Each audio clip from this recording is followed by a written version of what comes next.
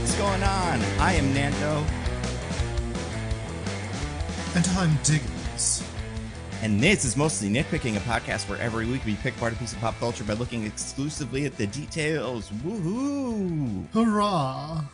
This week, we are talking about a movie, one of the biggest movies of 8 years ago or whatever. It's a while ago. 7 years ago? Yeah, it's been a minute.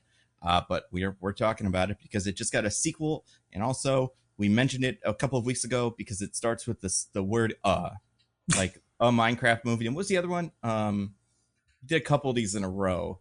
It was Working Man.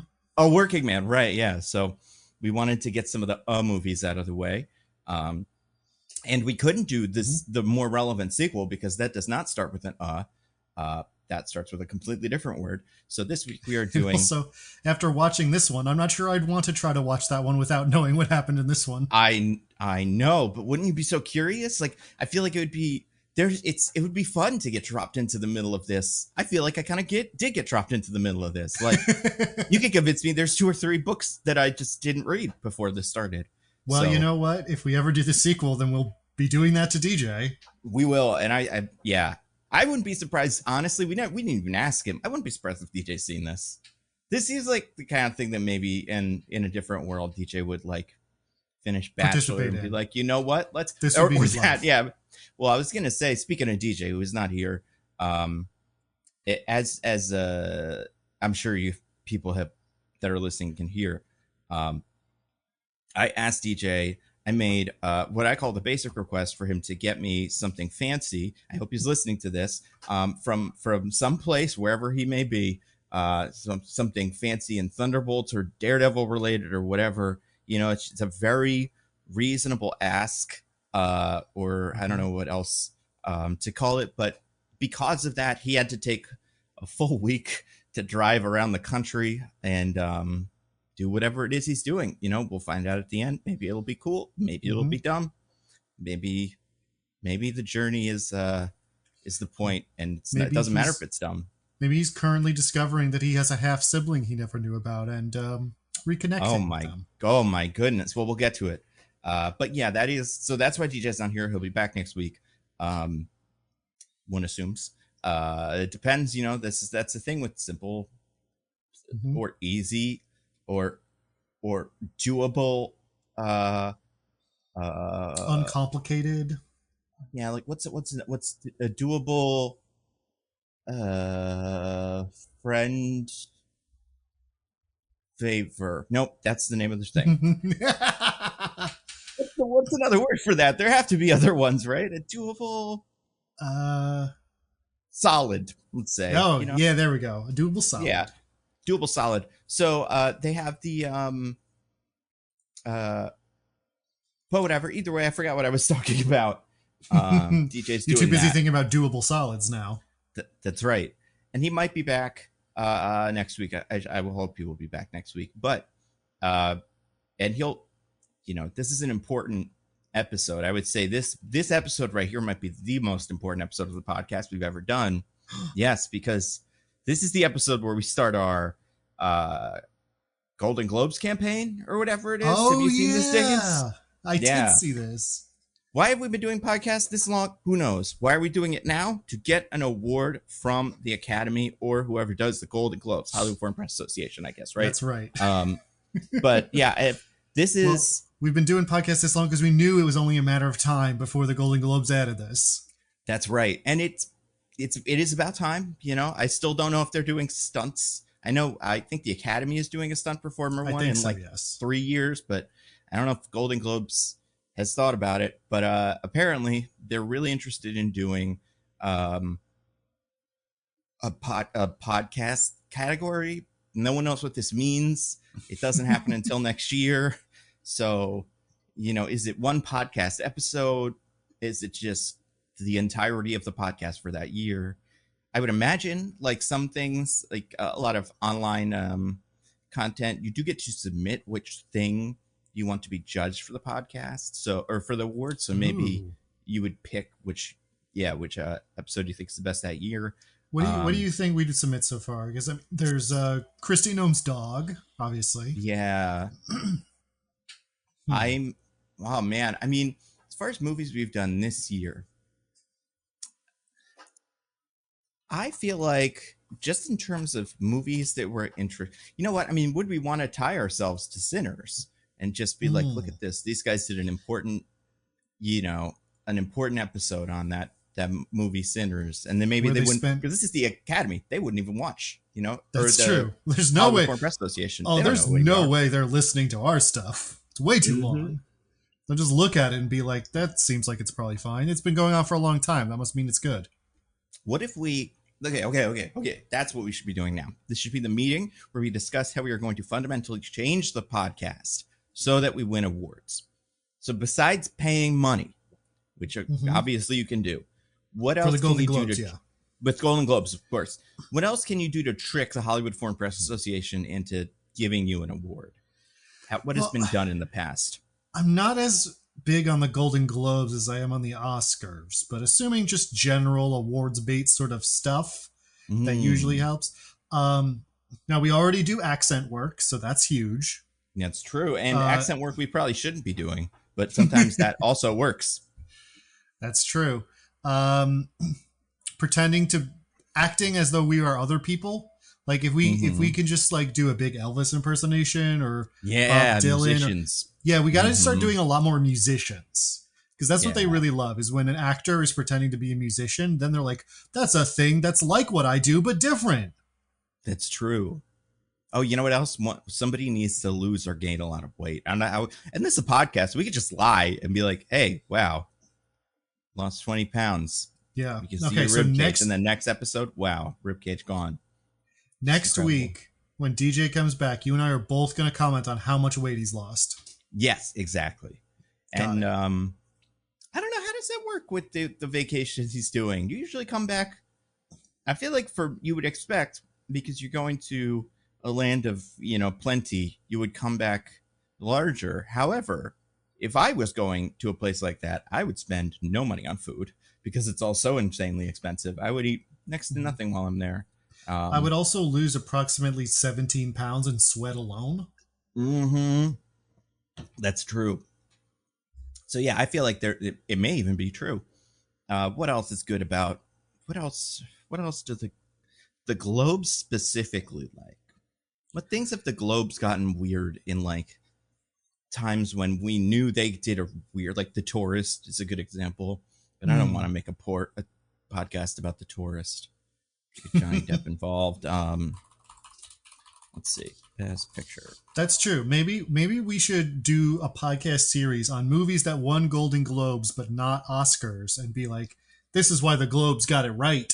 The You Globes know? got it right. Amelia Perez. This is why the Globes got it right. They, yep. Yeah, we could just talk about all the great awards they got. Also, if I remember correctly, this isn't a movie thing as much as a TV thing. 90 minutes or 60 minutes, that's the whole difference. We can make it a drama podcast as long as it's the length you would expect for a drama. You know what I mean? Like, we can That's get, right. Yeah. That's how it yeah, works for TV shows. Drama is 60 minutes, comedy's 30. That's no it. matter what happens. Yep, it's just that is what it is. So we could definitely get away with that. Um, yeah, I think, what's your favorite thing about the Golden Globes, Diggins?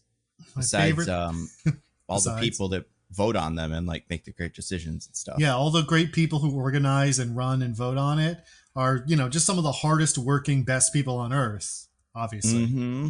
But next to that, my favorite thing would be about the Golden Globes would be about how it's the night where all the stars are. You Oh know? yeah. It's like, Mm-hmm. when the Golden Globes are on, don't bother looking in the sky. It's going to be black and empty because all the stars are here at the Hollywood Foreign Press Association getting their awards. That's a great point. And also, it's great that they had a comedian last year. They had Nikki Glazer. You know, a comedy's back at the Golden Globes. I think she did okay. And in the past, they probably had other people that weren't as funny. Are they the one that got, what's his name? That got Gerard Carmichael? Because he was so funny whenever he hosted whichever one of these he hosted. Maybe. I think he was. Yeah, he hosted the 2023 Globes. So Haven't funny. haven't they also had Ricky Gervais do it a bunch of times? Yeah, but that was back before he was this. Um, And also, I think Ricky Gervais has maybe the funniest joke ever with the Golden Globes, where he makes a joke about Harvey Weinstein or something, and then kind of turns it back on the audience and goes, "He's your friend. You guys love him," and it's really, really uncomfortable and funny. Uh, but he is awful. I mean, sometimes looking at the Golden Globes list of like wins and stuff, sometimes they get things right that, frankly, I don't know if Hollywood got right. Um, What about besides Amelia Perez? Besides Amelia Perez, I'm looking just at the drama, and some of these I can kind of remember, but like they gave Avatar Best Picture instead of Hurt Locker, and also instead of Inglorious Bastards was whatever. But Oh, and last year they had Joe Coy do it. Remember oh how much really? everyone loved that? Oh my God, you're right. Yeah, that was weird, wasn't it? That was so weird. And I don't love Joe Coy. He's not one of my favorite comedians, but like, man, I felt for him up there. It's yeah, it's got to be tough.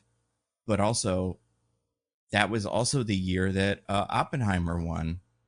So wait, no, that wasn't. That would be the year that Fablemans won. Yeah, Fablemans was good. They did a good job with that. Fablemans was a good movie.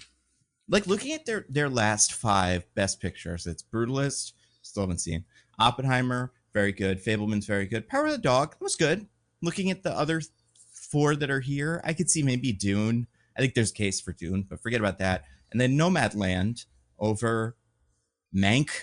Like not a whole lot of strength there. I think they made the right call. 1917. Oh, Bohemian Rhapsody. Never mind. Bohemian Rhapsody. Wow.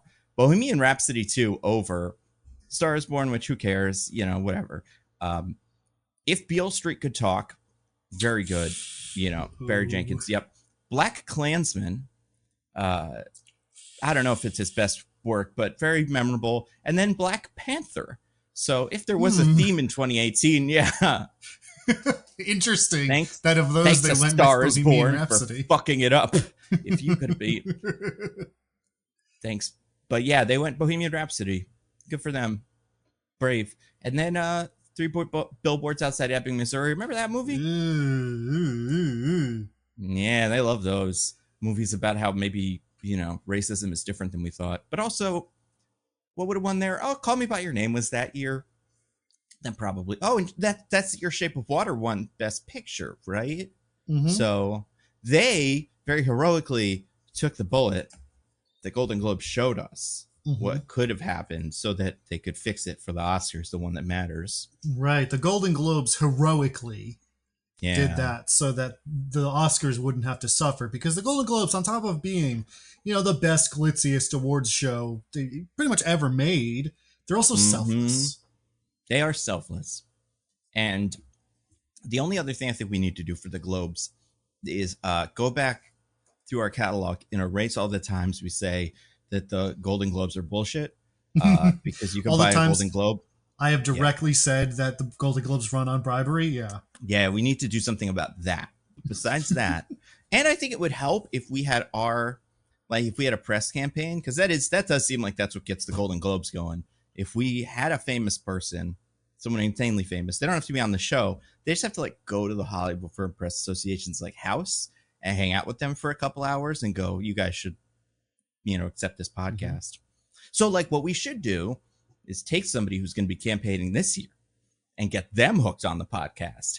And then when they're hanging out and chumming it up with the Golden Globes people, they'll all be like, by the way, I, Walton Goggins, am a huge fan of Mostly Nitpicking, the podcast where they pick apart a piece of pop culture, not usually any of the ones I'm in, but sometimes other ones. Yeah, so some of them don't like some TV shows I've been in, but they did think I was a good part of it. So they didn't think I was the problem, and they thought I did a good job, so I'm not that offended. And we've never said a bad word about Ant-Man and the Wasp, the Marvel movie he's in. Again, not his fault. Not his fault. He could have helped, though. He could have. He probably could have given it another look, I think he's got good instincts. That's what I'm saying about Wally Goggins. Smart guy. Handsome, smart guy. I think you mean Walter Goggins. He's hosting SNL this week, so we'll find out how that name is pronounced. I guess so. But yeah, Probably so going to if be pretty good. if Walton Goggins or any other famous person has been listening to this podcast and you've just been too shy to let us know up until now, now's your chance to pay us back for all the hours of entertainment we bring you over the course of the hundreds of hours that we don't bring. That's right. I think here's all I need. You know, just work it into a sentence. And I think it's pretty easy because we talk about whatever the most important thing of that week is, or the most important movie of that week is. So say, hey, I like Thunderbolts. Well, you won't be telling that to someone unless you're in Thunderbolts. And I don't think Thunderbolts has a shot at the Golden Globes. This isn't a great idea. Florence Pugh, whatever else you're in this year, talk about how we've talked about at least Thunderbolts, and then tell them to listen to that because we had good takes on Thunderbolts. She got something else coming up this year, Florence Pugh. I don't know. Does she? Yeah, that Dune movie didn't come out quickly enough. They got to work on that. What if we got a Dune every year from her? That would be insane. Well, then it would start turning into... Remember how Star Wars turned out when they did one a year? Yeah. Yeah, that's true. She's in a movie called The Pack. I don't know when that comes out, though. And then like 3 Marvel things. And Dune. So that is on her list. So maybe Thunderbolts is the thing that we're going to have to hope Florence gets nominated for. Unless Marvel Zombies is Yelena Belova is her other thing. Is she doing any TV? TV also at the Golden Globes. There's an East of Eden miniseries, but it doesn't seem like that comes out until next year. And I do think that will be a contender when it does come out. So it also has Mike Faced and Christopher Abbott and some of these other... Joseph Zada, who's everywhere. He's the new Hamish Abernathy in Hunger Games: Sunset of the Reaping or whatever. So good for him. Yeah, maybe they'll make that work. You never know. Maybe it'll be the one where the guys just hide. I think we know which Hunger Games this is. Yeah, and we know how he won. Also, yeah, we do know that. But maybe that was a lie. Maybe he's always been... Well, no, because we would have watched the Hunger Games. Like, even in universe, someone would know how he won. Bit weird if he just walked out of the Hunger Games and was like, I won. And they told the story. I was like, I guess that must be true. Yeah, he's the one that's here. Pretty cool.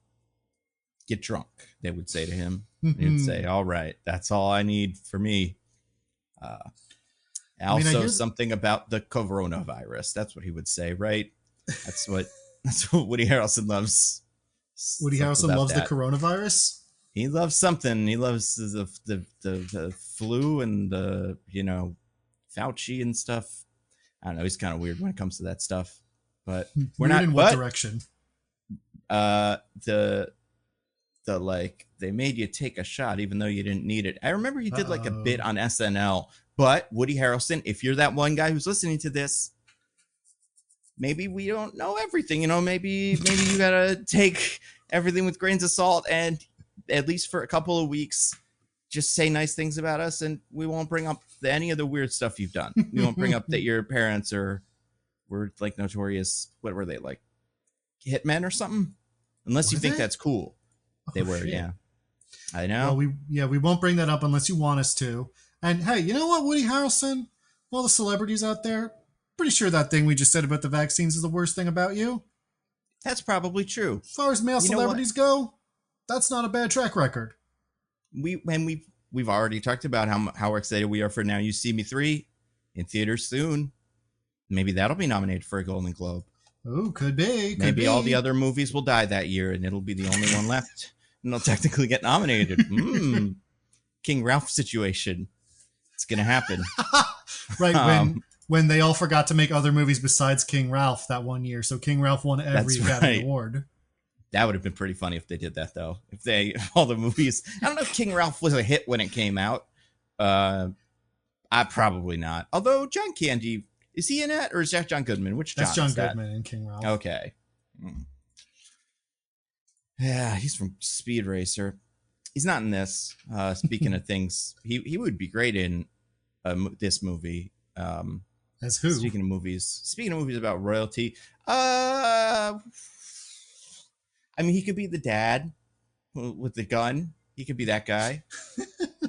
He Yeah, could I be the guess. baby. He could be anything. He's a cool, not the baby, I guess, but like the little boy. I don't know. He's a very talented man, and he's done with Righteous Gemstones. He might be getting an Academy Award or a Golden Globe thing for that. So Ooh. we like Monsters Inc. a lot. We talked about it last week. So Monsters Inc. is a great movie. yeah, Monsters Inc. kicks ass. You were good in it. We like that Cloverfield movie you were in. Oh, John 10 Cloverfield Lane? Great movie. Yep. The only good Cloverfield movie, as far as I'm concerned. Yeah. The only good movie with a 10 in it, as far as I'm concerned. Huh. And I'm not just talking about 1 and 0. I'm talking about the concept of 10. So. Well, it's definitely better than Fast 10.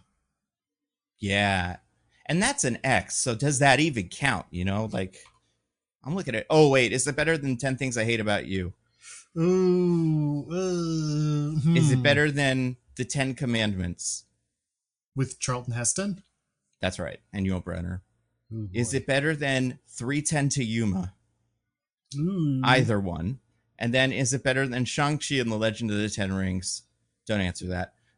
We might need Simu. I feel like he's probably more tuned in than the rest of the people that we've mentioned so far. One of the best 10 movies I can think of. Listen, Nando, the celebrity who would be best able to advocate for us, or most likely to advocate for us, I think is obvious. I think all the listeners have been screaming it this whole time. Mm-hmm. Somebody's got to get in touch with the Hutch. Oh my God. Yeah, I thought you were going to say Michael Caine, our good friend, but you're right. The Hutch has a better year coming up because he's got another Five Nights at Freddy's. Mm-hmm. And wasn't he in something earlier this year too that we didn't really talk about, but we should have? He's in that movie Long Gone. Oh no, that was last year. He's got something coming out. Probably going to be great. Probably. And you know what? We'll talk about it in October. Yeah. I can't wait. Hutch, you should get on the podcast anyway, because like we've said many times, you're probably gettable. You understand what it is like to be not at all. And I imagine that's all you want to talk about. So we could talk about that too. Did you see Saturday Night Live this week? The one from like a couple days ago? I do not watch that show, Nando. Wow. As I've said many times whenever you bring it up. Even though it wins Golden Globes sometimes? Well, you know, it is true that the Golden Globes are the highest standard of quality that any production can achieve. So maybe I should be watching it, but you should think about it. Last week, they had Quintana Brunson on from Abbott Elementary, and she did a monologue about with a song about what it's like to be short that included Sabrina Carpenter and was it like Dwayne Wade was there, but that was part of the bit. But there's a whole big thing about how short celebrities are the coolest ones and everybody likes. I don't even remember if they mentioned the Hutch, but we were all thinking it. I mean, it's kind of like, so an interesting statistical fact, Nando, is that in the NBA, height is not an indicator for success. Like, there is no statistical correlation between height amongst NBA players. Yeah. And, like, skill at basketball. Which is to say that if you're short or shorter, then the reason you're in the NBA is because you're really good at basketball. And so there's very little correlation. So I would think that in order to be a celebrity, you have to seem charming and like people and make people like you. So all the shorts who can't do that don't end up as celebrities.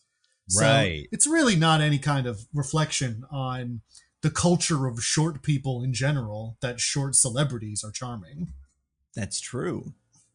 If anything, we're too charming to play basketball. That's like Kevin Hart, pretty good at basketball, pretty short, but he uses his charm instead because it would be wasted on the basketball court, if anything. That is one way to interpret the thing I just said. And speaking of short celebrities, we got to talk about this movie, which contains one of our shorts. That's true. And she looks it in this movie. Well, because she's next to one of our talls. Exactly. And I bet that was part of the casting. We're talking about Anna Kendrick in A Simple Favor. And I just want to show you, I'm going to put this in the chat, and I'll probably forget to put this in the show notes, but it's very funny.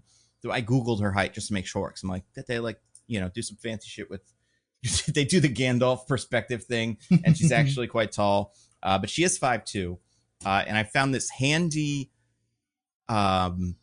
chart so that if you don't know how tall she is and what that would look like, you can reference this chart, and this gives you a good sense for like how tall she is compared to all the tall and short people you would need to know. So yeah, it's got what I'm assuming is the world's tallest and world's shortest man.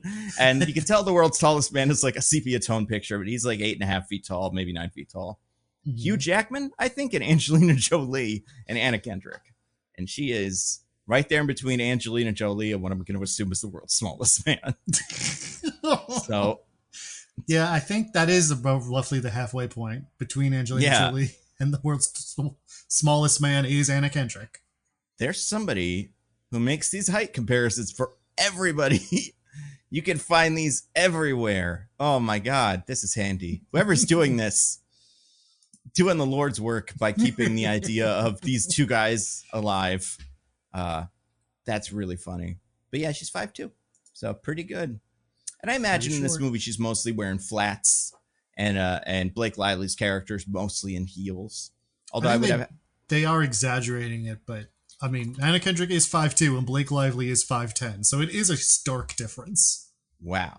Well, that's just one of the many differences between them, because we're going to be talking about a movie that came out, like we said, in 2017, called A Simple Favor. Wait, was it 2017 or 2018? 2018. 2018. Okay. And it was, it's come up on the podcast a couple of times for different reasons.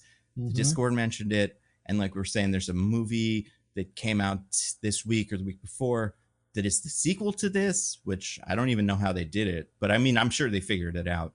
Like, I can see an on-ramp for a sequel here. And we'll talk about maybe, like, do you know what the sequel is? I couldn't imagine. Yeah, me neither. But we're just going to talk about A Simple Favor, the first one.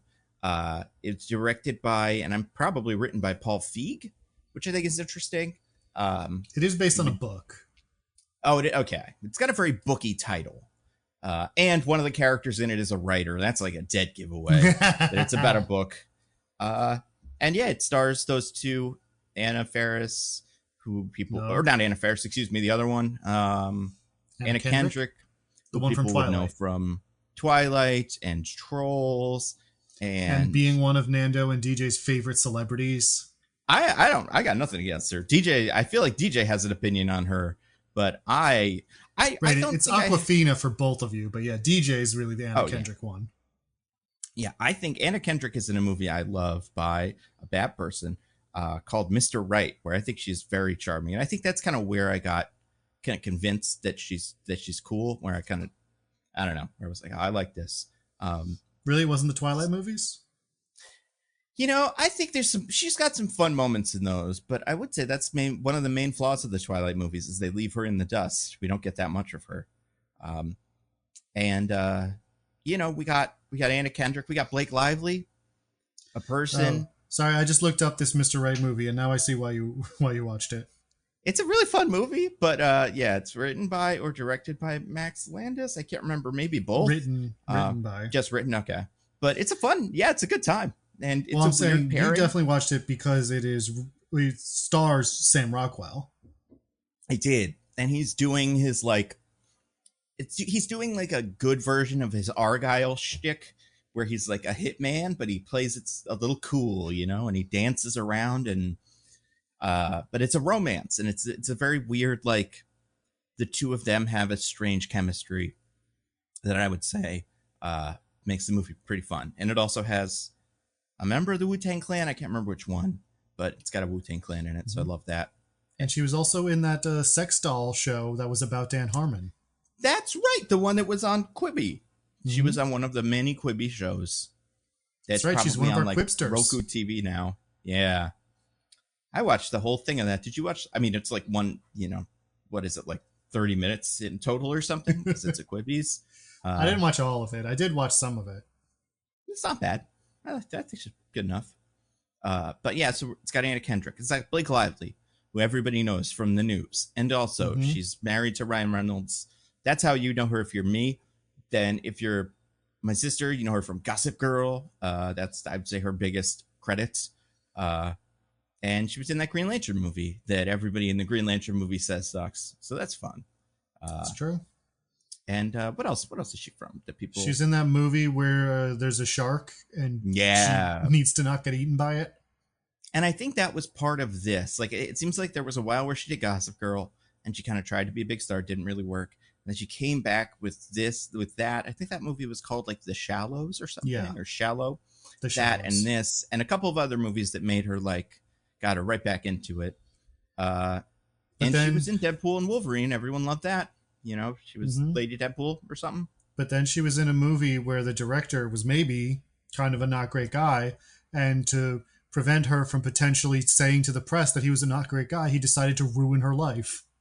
Yeah, and it's tough. It's got to be tough to try to ruin the life of someone who is A, infinitely more famous than you, and B, married to one of the most famous people on the planet, most famous actors on the planet. Like someone who goes on like, you know, Korean American Idol doing a little song and they lose their minds. I saw a clip of that a while back.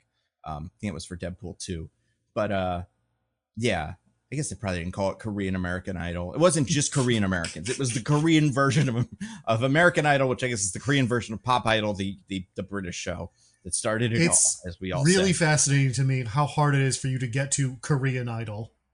Well, yeah, that's the thing. It's I don't think it was called Korean Idol though. It's like it's you know, we saw this stuff happen in our lifetime. The proliferation of the singing talent show. Like there would be a Star Search or something back in the day, but like American Idol happened, and then like 50 kind of shots at American Idol came after that, and a lot of them are dead now. The Voice, I guess, still goes, and American Idol, I think, is technically maybe still going.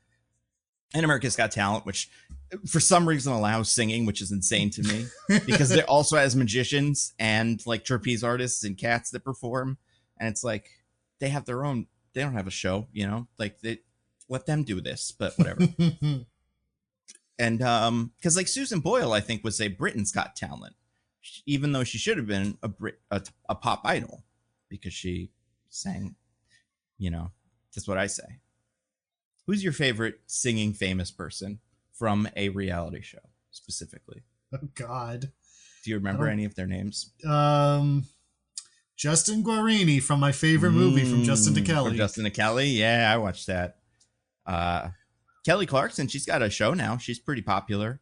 That's true. You know, and obviously the most important one is Jennifer Hudson from Cats, where she was an American Idol person. She was. I believe she was. I don't know if she won her season, but she was in maybe the third or fourth season of the show. And is, you know, definitely the most famous person that came out of it. But yeah. And then there's a bunch of country stars who are interchangeable in my eyes, but some of them were on it. Do you remember William Hung? Remember how we treated him as a nation? Weirdly. Yeah. But if that happened now, I would be like, oh, this is a bit he's doing. You know, there's no way I would be like, this is a real guy. Be like, this is some fucking TikTok skit guy, you know? But back then, I was like, man, that's a real guy. That's a real guy. And then he had a small role on Arrested Development because of that. That's right. Yeah, he was in the hung jury. And I haven't checked back in on him, but he's probably doing fine. Probably doing okay. Yeah. He probably got the amount of fame that a human being wants, which is a lot for a little bit of time, enough to make some money, get out, and then change your haircut or whatever so people don't recognize you, grow a beard or whatever, and then just live your life. It's probably the best. Unfortunately, it's not something many of the people in this movie could do because they're all pretty famous. Yeah. Besides Blake Lively, we've also got Snake Eyes' own. Was it Snake Eyes? Henry Golding. Yeah, he was the titular Snake Eye. And then I think so, yes. Right? Because the other guy was Storm. The guy from the clan that translated to Storm Shadow. If you spoke Japanese or whatever, he had Henry Golding from Crazy Rich Asians, other stuff. I assume. I feel like I see him pop up in stuff every so often. Yeah. And who else is in this? A bunch of a couple of other people, little cameos, but those are the big three. and those kids. But Diggins, we got to get to the IMDb Beers and Spelling We Bee. have to. Now, technically, I think you won last week, correct? Yes. So even though we're both participating, you get to describe the IMDb to the fine audience members. Oh, wonderful. I get to do it 2 weeks in a row. Mm-hmm. So here at Mostly Nitpicking, Golden Globes voters, if you haven't been here before, that's important. We like to play a little game called the IMDb B as in spelling bee, where normally my esteemed co-hosts, for this episode, my esteemed co-host, and I have to try to figure out what the IMDb summary for this movie is. Now, you might be asking yourself, where does IMDb get those summaries from? Well, I will tell you. They call up the 5 members of the Hollywood Foreign Press Association. Yes, they do. And they're like, please, sirs, we don't know how to talk about movies. And so we needed to call up the best experts on the planet, the people who know movies more than anyone else. And obviously that's the Hollywood Foreign Press Association. So the Hollywood Foreign Press Association is like, we understand that you're in a tight spot, John IMDb, the owner of IMDb.com. And so we will take pity on you and we will send you a leaflet full of all the summaries for all the movies that are coming out this year. And they send it to them, and John IMDb weeps at his desk, for his company will stave off bankruptcy for another year. That's so great. And I assume if the summaries are bad, that's because the IMDb interns fucked it up. Like they couldn't read because they're not as intelligent as you would want. Because obviously the Golden Globes people, they write beautifully, and they speak in beautiful prose and stuff. But sometimes the IMDb people can't translate that well. So sometimes follows Riley or get Aquaman's wedding or whatever. Yeah, sometimes the IMDb people are like, well, what the Hollywood Foreign Press Association wrote is so beautiful and like perfect and stunning. We need to try to dumb it down for a general audience because they don't believe the rubes out there can understand the majesty of the Hollywood Foreign Press Association's prose. Those fools. Yes, but also, thank you for doing that, because otherwise, we wouldn't get it. Clearly, we have a vague understanding of how this works at best, and we've been doing it for what, like 8 years or something. We should be better at it by now, but we're not. And I don't know. Neither of us have looked at this week, so maybe it's good or maybe it's not. Yeah, good. We're not going to know until after we've guessed. So Diggins, as last week's winner, you get to decide. Do you want to go first or second? You can go first, Nando, because I'm not sure what I'm going to say. Okay, I'm going to say I had an idea for this too right before we tape, but it's something along the lines of a single mom is, let's say, after a single mom meets an exciting, mysterious, sexy friend, she is thrown into a world of mystery after the friend disappears. And she tries to solve the mystery. Thanks for clarifying. Let's get the word solve in there and mystery twice. Yeah, that's what I got. All right. I'm going to see what it really is, and then I'll listen to yours. Okay. So for mine, I'm going to go with when her glamorous and mysterious, because I like that word, friend disappears, a single mother becomes obsessed with figuring out what happened to her.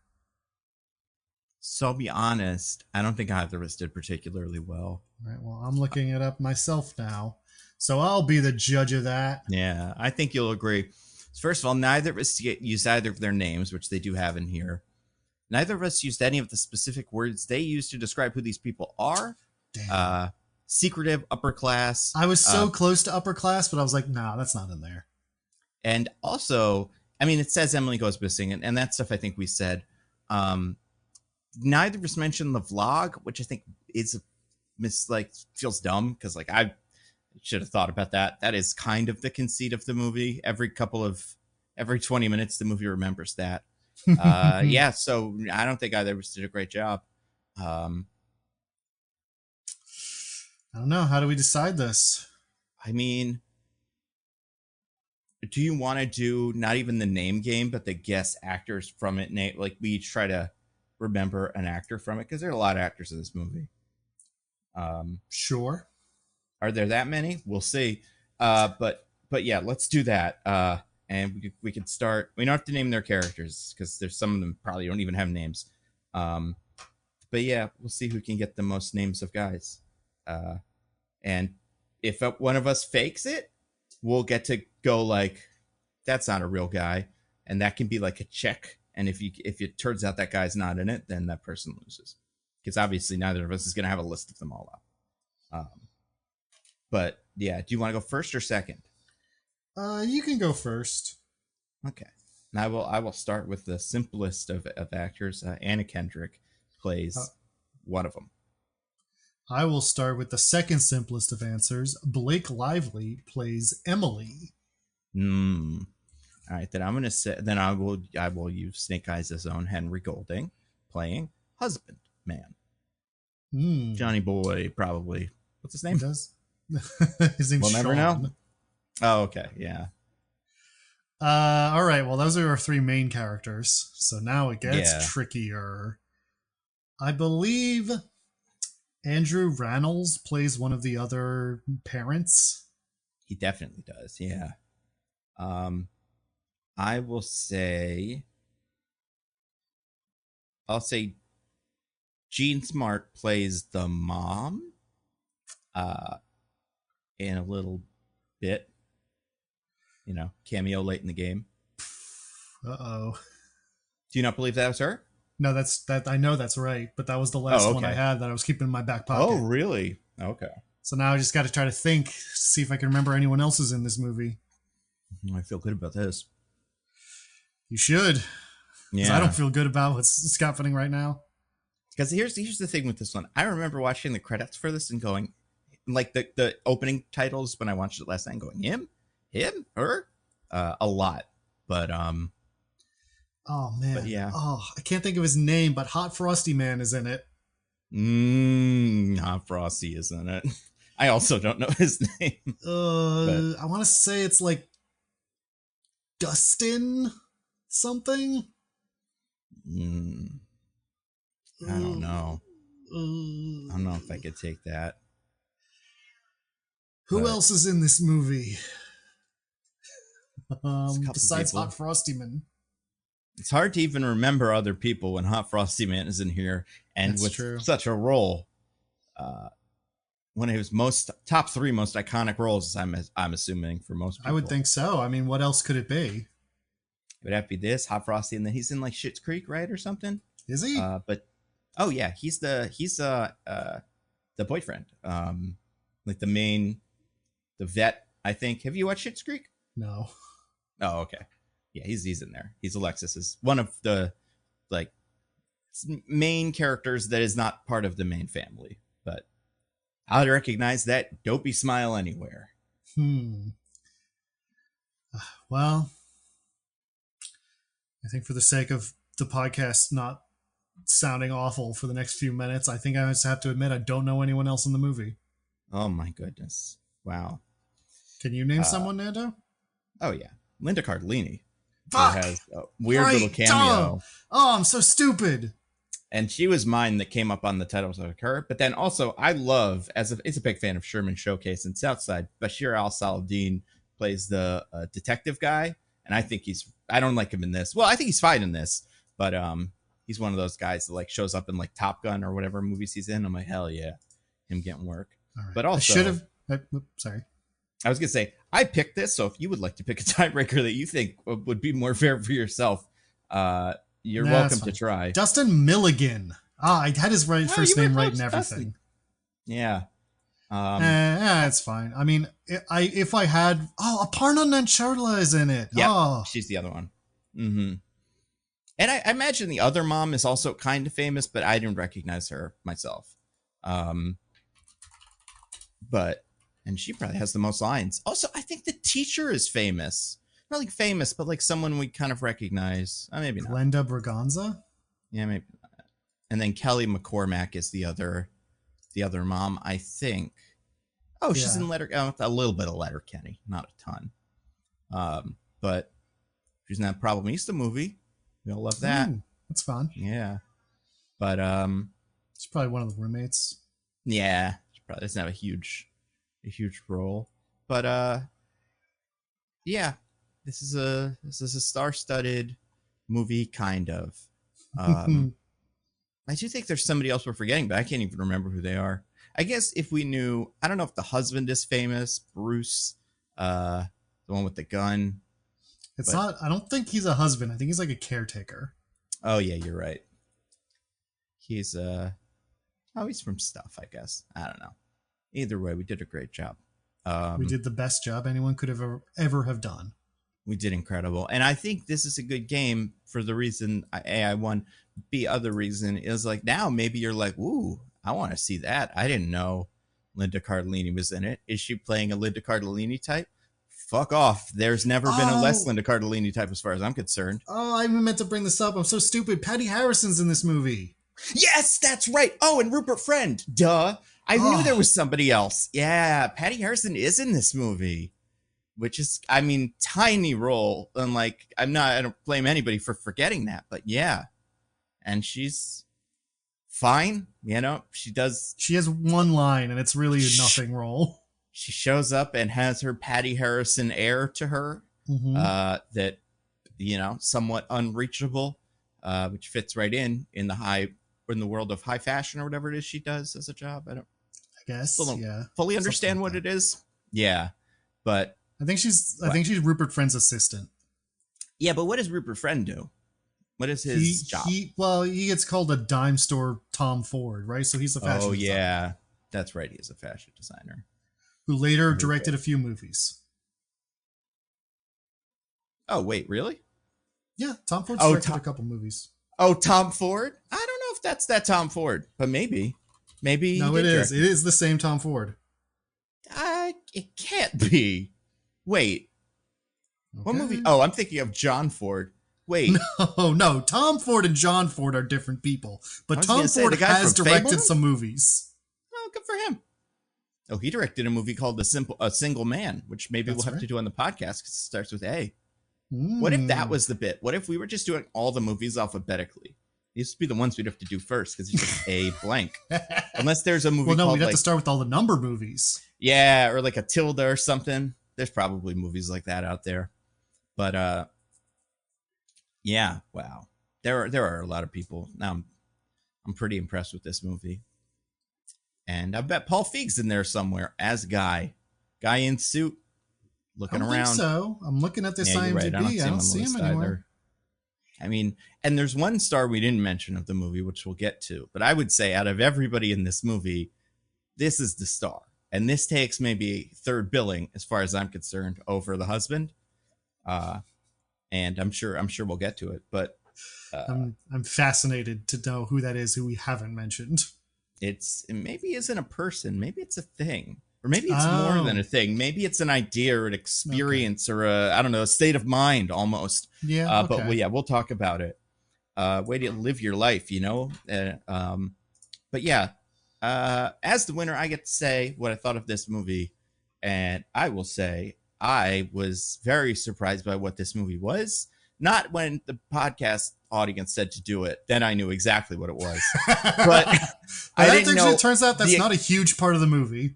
Yeah, I didn't know the extent, and like I also didn't know what this. I knew this was kind of supposed to be kind of like mystery something, and also kind of sexy in a provocative way, where it's like, oh, Anna Kendrick is not that kind of character. But I did not know what to expect from Blake Lively specifically. And I think this movie is very stupid. I think, and in a way that like, if it was made by, I don't know, who makes movies like this? I don't know, whoever made like The Vow or something. There's a lot of people who adapt book movies and they're like, fine. But if it was made by those people, Baldoni or whatever the hell his name is. Oh yeah, it was. Well, I don't know if I'd have that opinion if Justin Baldoni made it, but I guess my opinion with that, That probably is true of him as well. It's just like with those, I'm like, this is stupid and it's not fun. I'm like not having fun. And I don't think Paul Feig intentionally directed it as a comedy either. Like I think he directed it straighter than I would expect, but it feels like he infused like he heightened it in a way that only a comedy director, or maybe even a horror director too, but like a comedy director would, which makes it kind of interesting. And like I said, I don't think it's good. It's quite trashy in the themes and the whole thing at the end, which is insane. But I kind of enjoy. I found it quite watchable. I do think I like Anna Kendrick. Like I think I've always been like, she's been very consistent in doing her Anna Kendrick thing for her whole life, pretty much. And I think maybe when she was doing it as a kid, as a young person, because I am also a young person, always have been, but I feel like we're probably around this. Yeah, I'm not gonna age. We're probably around the same age as her, right? She's got to be, I think, under 40. Yeah, let's see. But like, I think maybe as a let's see. Oh, 39. Yeah. So I think as a millennial watching Anna Kendrick, I was like, I don't like this. Probably because it was too close to home and I felt uncomfortable, maybe. But as an adult, watching Anna Kendrick in movies playing an adult feels right and feels very good. And I think her energy against Blake Lively is kind of perfect. Blake Lively's really weird in this, and I don't know if it's good. I don't know, but I don't think I've ever seen a performance of hers that is good, because I only think I've seen her in that Green Lantern movie. So like, I don't know what we're working with here, if this is just what she's like in Gossip Girl or what, but she's doing something, you know? And the other thing I liked about this movie is the insane clip at which it moved. Like, this could have been a really boring, drawn out HBO series or Netflix series or something. And it wasn't. It was quick. So much stuff happened super quickly. I didn't think I would like this movie because it's so stupid, but I think it's just stupid enough that I thought it was pretty cool. So, well, yeah, hold on a minute, Nando. Are you trying to tell me you've never seen The Town? Oh no, I have seen The Town. That's true. Oh yeah, and she's in The Fighter too. Wait, no, she's not. Gotta say, I don't think she is. No, she's not. That's Amy Adams. She is in the Sisterhood movie of the Traveling Pants. That I have not seen. Is she not what does she play in The Town? Is she like a boxer's wife in that? And is that why I'm getting it confused with Amy Adams of The Fighter? I haven't seen The Town. I just know you as our resident Boston lover. Oh yeah, no, I've definitely. Of course, I've seen The Town. It's one of those movies that was like good, and I watched it when it came out, and then I was like, I don't need to see this again. But every so often I see the clips online of like Jeremy Renner being like, let's kill them with a baseball bat or whatever he says in that movie, and going like, that was pretty fun. But yeah, I guess she's been around the block. Like she's done a lot of different stuff. I guess this feels like, because this movie has the aesthetic of Gossip Girl, in my head I'm like, is this what she's known for? And it probably isn't, but it's still, yeah. Oh yeah, and she was in If. She was Octopus. Well, I think that's just a small voice cameo. There's no such thing. They all made the movie. That was the magic of If, and why we all loved it so much.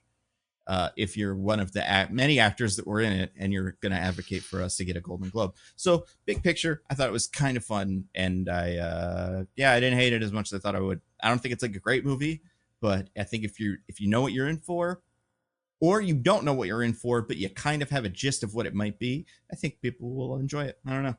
Diggins, what about you? What'd you think of A Simple Favor? Not Another Simple Favor. Just the second one. That is the second one. I was also kind of surprised at enjoying this movie for the most part. I will say, like, the first half or so, I was like really kind of into it. I was like, oh wow, this is like really cool and like sort of twisty in a way I'm enjoying. And then like as what happened revealed itself more and characters acted in ways that were kind of insane, I was like, okay, so this is kind of dumb actually. But yeah. I feel like it's still fun. Yeah, it stays on the right side of melodrama. Except for, I agree, the ending is maybe a little too far. Yeah.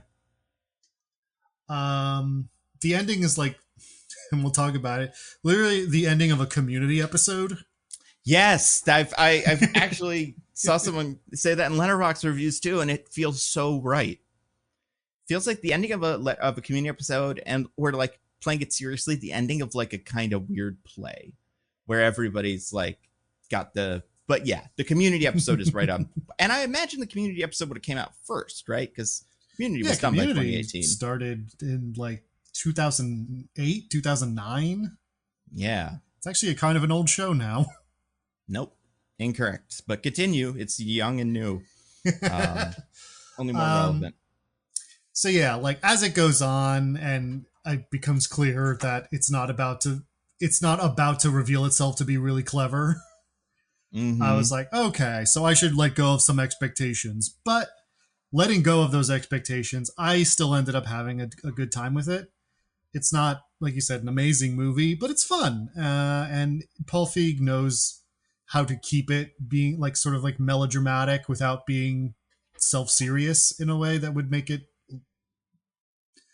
really insufferable. Yeah, for sure. And in a way that I think a lot of these are. Like why this genre does not appeal to me usually is because it's not as weird as this one is. Mm-hmm.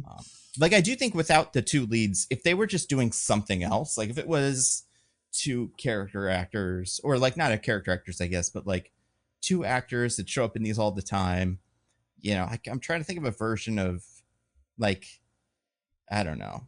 Anna Faris isn't a bad one, but like someone playing a more boring version of this, but everybody else was doing the same job, I think this would be pretty impossible to watch. But they really understand the assignment, if I can use the term the kids love.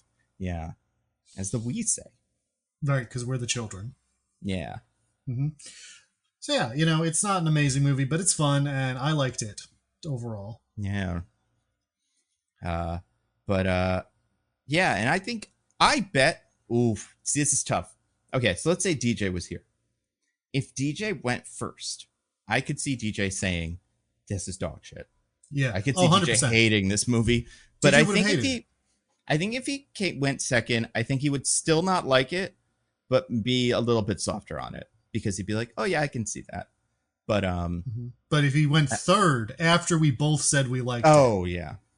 Oh, but would he go back around on it? Would he be like, that's I true. actually then hate this? Yeah. Then he might swing around for the like, no, you're both wrong. It sucks. Mm-hmm. I'm not going to pretend I've never been swayed by all of the other reviews that I've heard before me. But this one specifically is such a movie that like I could see anybody seeing in a vacuum, like just by themselves, like going, this is the worst thing I've ever seen. And then thinking, obviously that's what everyone else will think. But, I mean, to be fair, like you, I knew nothing about this movie going in, other than the one thing that the fact that the Discord was recommending it meant that was in it. And I'm glad it got to that quickly, so then I could kind of stop looking for it and stop kind of trying to figure out where it was coming from. You could stop being like, okay, who's going to turn out to be the person? Mm-hmm. And it is not it's a plot point, but it's not what the movie's about. And that's fascinating. That it is like a minor detail. I think it's important because it does kind of motivate something a character does and stuff, but it doesn't like, I have not gotten the sense that this movie has that big of a reputation for being that thing outside of this. We'll talk about it. And Diggins, as this week's loser, because you forgot Linda Cardellini and Patty Harrison. Unofficial loser, that's fair. As this week's loser of the game that I suggested and kind of knew I had at least a couple of guys that I didn't think you would remember the name of the cop. Personally, I was like, that'll be a hold. But we both forgot about Rupert Friend, who we both love from. I mean, he's in everything these days. What's he in recently? The Companion. He's the weird Russian guy. He's the Russian. Yeah. And obviously he's in Death of Stalin, where he plays Vasily. He's great in that. But I do feel like he's one of those actors that I see everywhere now. Weird that he's not Russian in this movie. I know. What is he? Is he British? Is he British? He's got to be British in real life, I assume. Just because the name Rupert Friend. Rupert. Yeah, that's so British. I don't know any non-British Ruperts. And it's really just him and the one that plays Prince Charming in those Shrek movies. Um, There's also the TV show Rupert. Remember oh yeah, I Rupert kind of Bear? remember that. But then there's also Rupert Grint from Harry Potter. Mm, So he's British. he is British. Very good. Um, oh, and he's in the new Jurassic Park movie. What a year for him. Although I Oh, the doubt. one where they're like, never mind all those Chris Pratt ones that no one liked. Yeah, the ones where, yeah, they're just like, hey, it's all that stuff from the book that we forgot to put in the first one. Also, everybody's orange. It's pretty good. They want to appeal to a certain demo. I get it. But you guys, by you guys I mean you, Diggins. You got to Me. tell us what happened in A Simple Favor. Oh boy. Well, let me tell you, it's Wow, not simple. it's not simple. It seems simple, and then it becomes insane. True.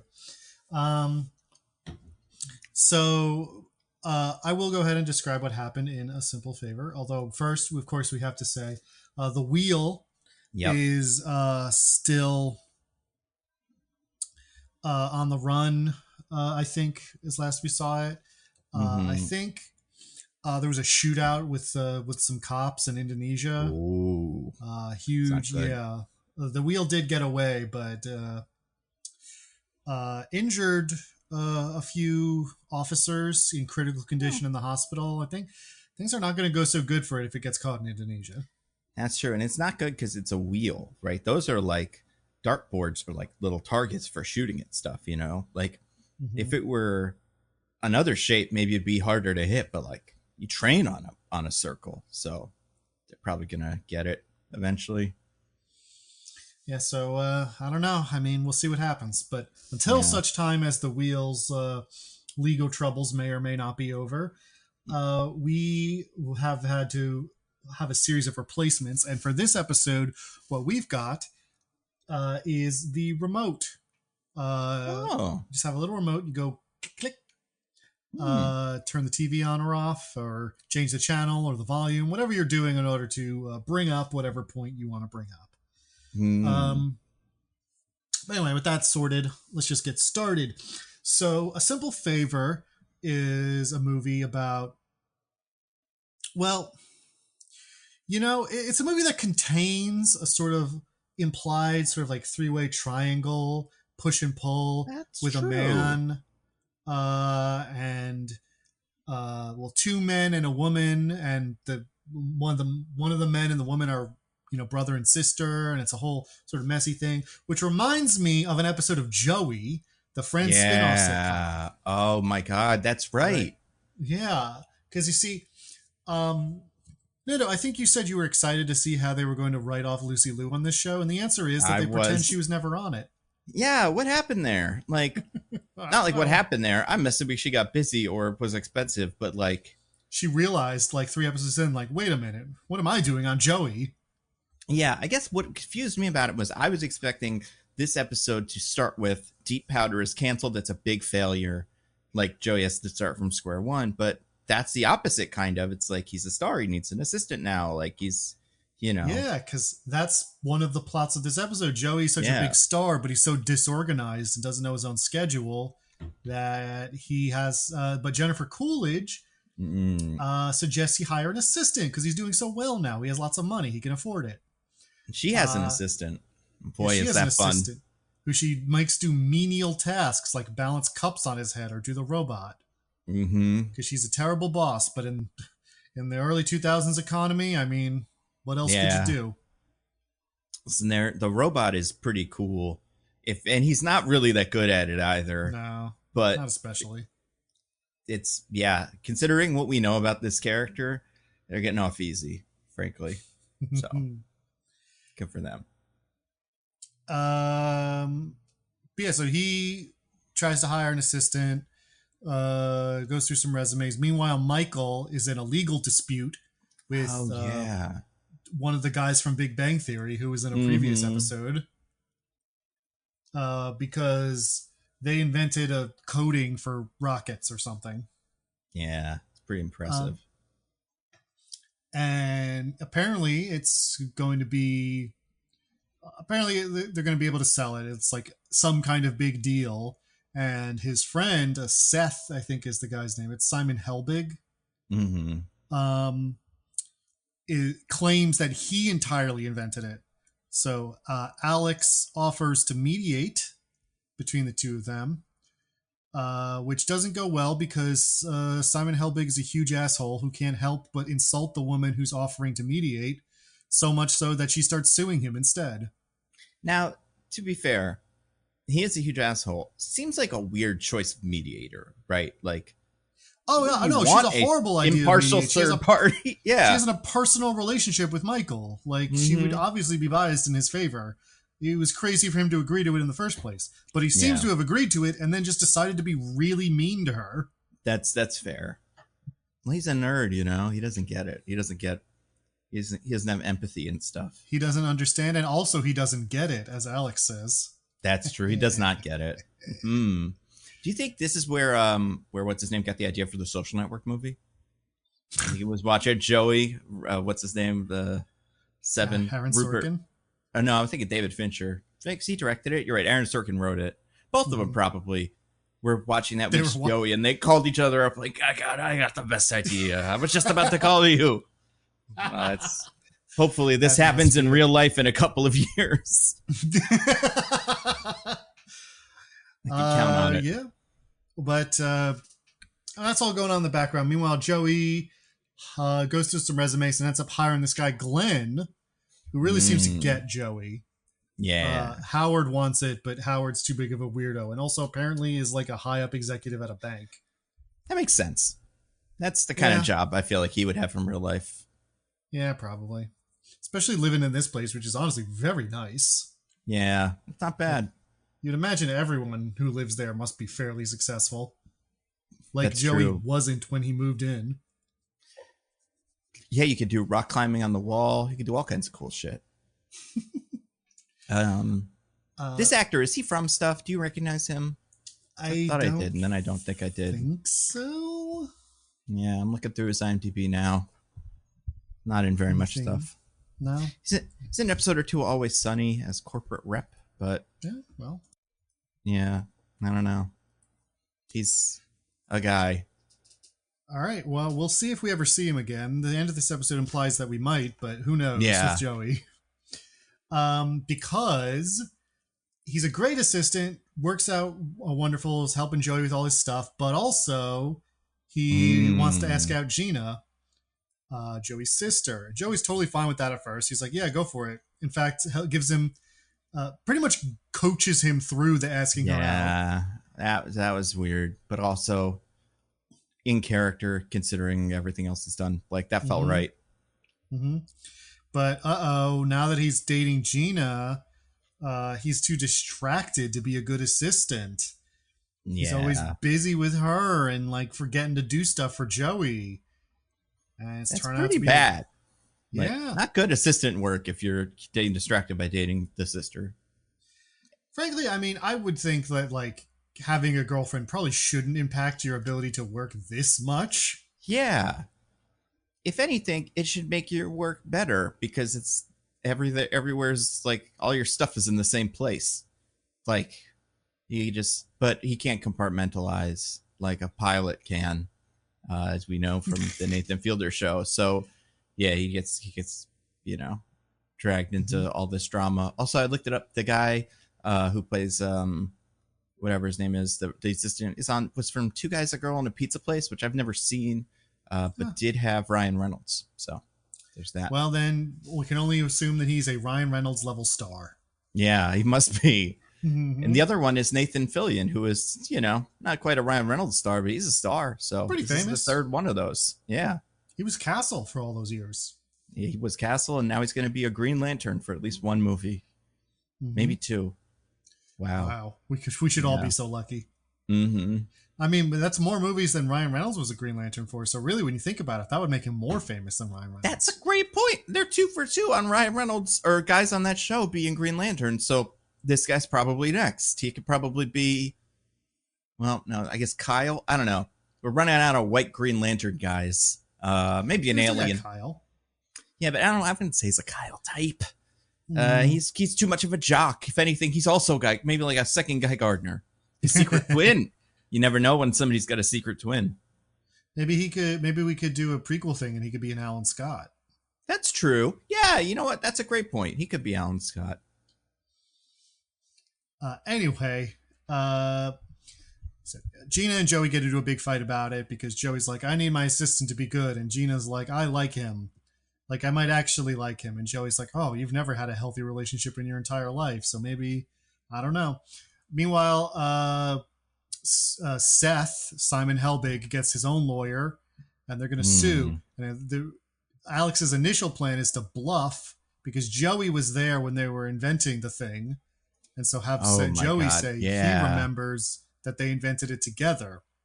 But the lawyer that Simon Helbig hired is not the dumbest idiot on earth. So he thinks to ask, hey, Mr. Tribbiani, can you explain how you know that they invented it together? And Joey falls apart immediately because he doesn't understand a single thing they said. That's fair. This is an insane play by Alex. Like, she is bad all around in this episode at her job. And I guess that's fair. Like, not everybody's good at their job, but pretty, it's pretty wild. Considering this is like the second time we've even seen her do it. And the first time was at the party with Simon Helbig, and I was like, oh, yeah, she's like a lawyer. But this way, it's like, yeah, she's crazy. It looks like it's all going to blow up in their faces, but then Joey pulls out a ploy and says that he looked on Seth's computer while they were working, and he found something that he could tell everybody about. And Seth immediately is like, no, we invented it together. I'll sign the form, whatever. I surrender. And they're like, wow, Joey, what did you see? And he's like, I was just bluffing, baby. Yeah. But I know every man's got some filthy stuff on their computer. What do you think it was? What do you think that character's got on his computer? Probably it's some kind of hentai, right? Epstein logs. I was thinking, pictures from Lolita Express, whatever. Yeah, it turns out he's a hardcore pedophile. Yeah. This is just the beginning. Joey could have exposed it all, but instead he didn't realize that he was bluffing and Yeah, yes. Seth walked out of this meeting and called up and was like, Jeff, it's Seth. Yeah. Somebody's onto us. We got to burn it all. Yeah, tell the two famous Bills that I'm coming home and we're gonna come up with a way to get everything taken care of. And Donald Trump, who also was on my your friend, or is your friend currently. Say all those people, but nobody from the Hollywood Foreign Press. That's for sure. That's right. I mean, none of they them gave him a lot ever. of awards, or not him. They gave Harvey Weinstein a lot of awards, but they would not do Lolita Express with Jeffrey Epstein. No, thank you. So yeah, they also Joey keeps porn on Michael's laptop. That's the punchline of this scene. Meanwhile, Joey tries to fire his assistant to be like, you should spend your time with Gina. And he's like, I still need money. Yeah. So maybe you guys could work out your problems like adults. And they're like, no. Oh. But then he forces them to do it. And it looks like it's going to work out. They're going to split time with him and everything's going to be okay. Will we ever see this character again? Coin toss, I'd say. Yeah, I looked and it's not as much as you would expect considering this character seems like it's going to be important. It seems like a lot of people come on this show for a little bit of time, set up themselves as what would be a recurring character on any other show like this, and then never recur. They just cur, and then they're gone. None of them. Alas, there's a little tag scene where where Jennifer Coolidge and Joey are comparing assistants, and Joey's like, "I'm not going to demean my assistant by forcing him to do like ridiculous dances for me." But it would be really cool of him if he did it anyway, because I do think that dance is good. And so they both do the robot. And I gotta say, Glenn, better at the robot than Jennifer Coolidge's assistant. 100%. And he just seems like a guy who knows how to do the robot.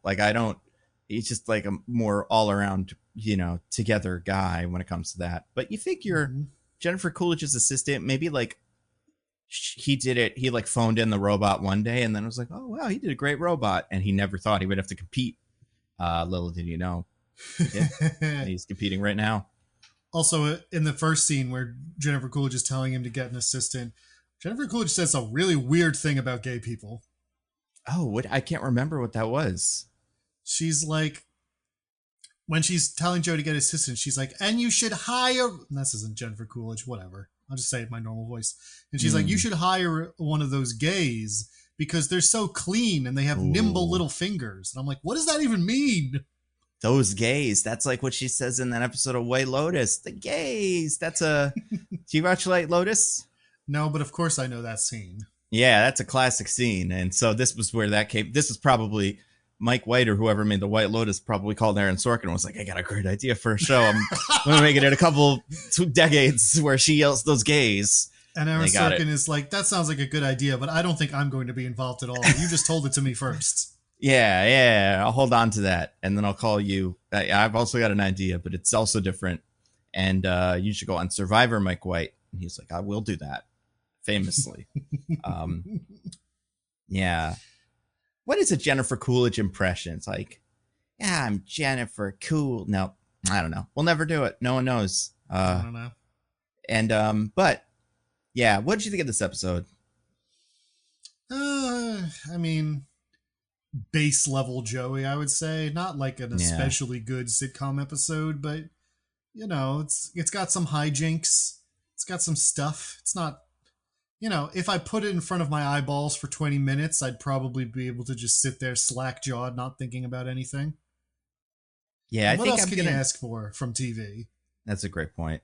I'm going to need more from the Joey Gina relationship.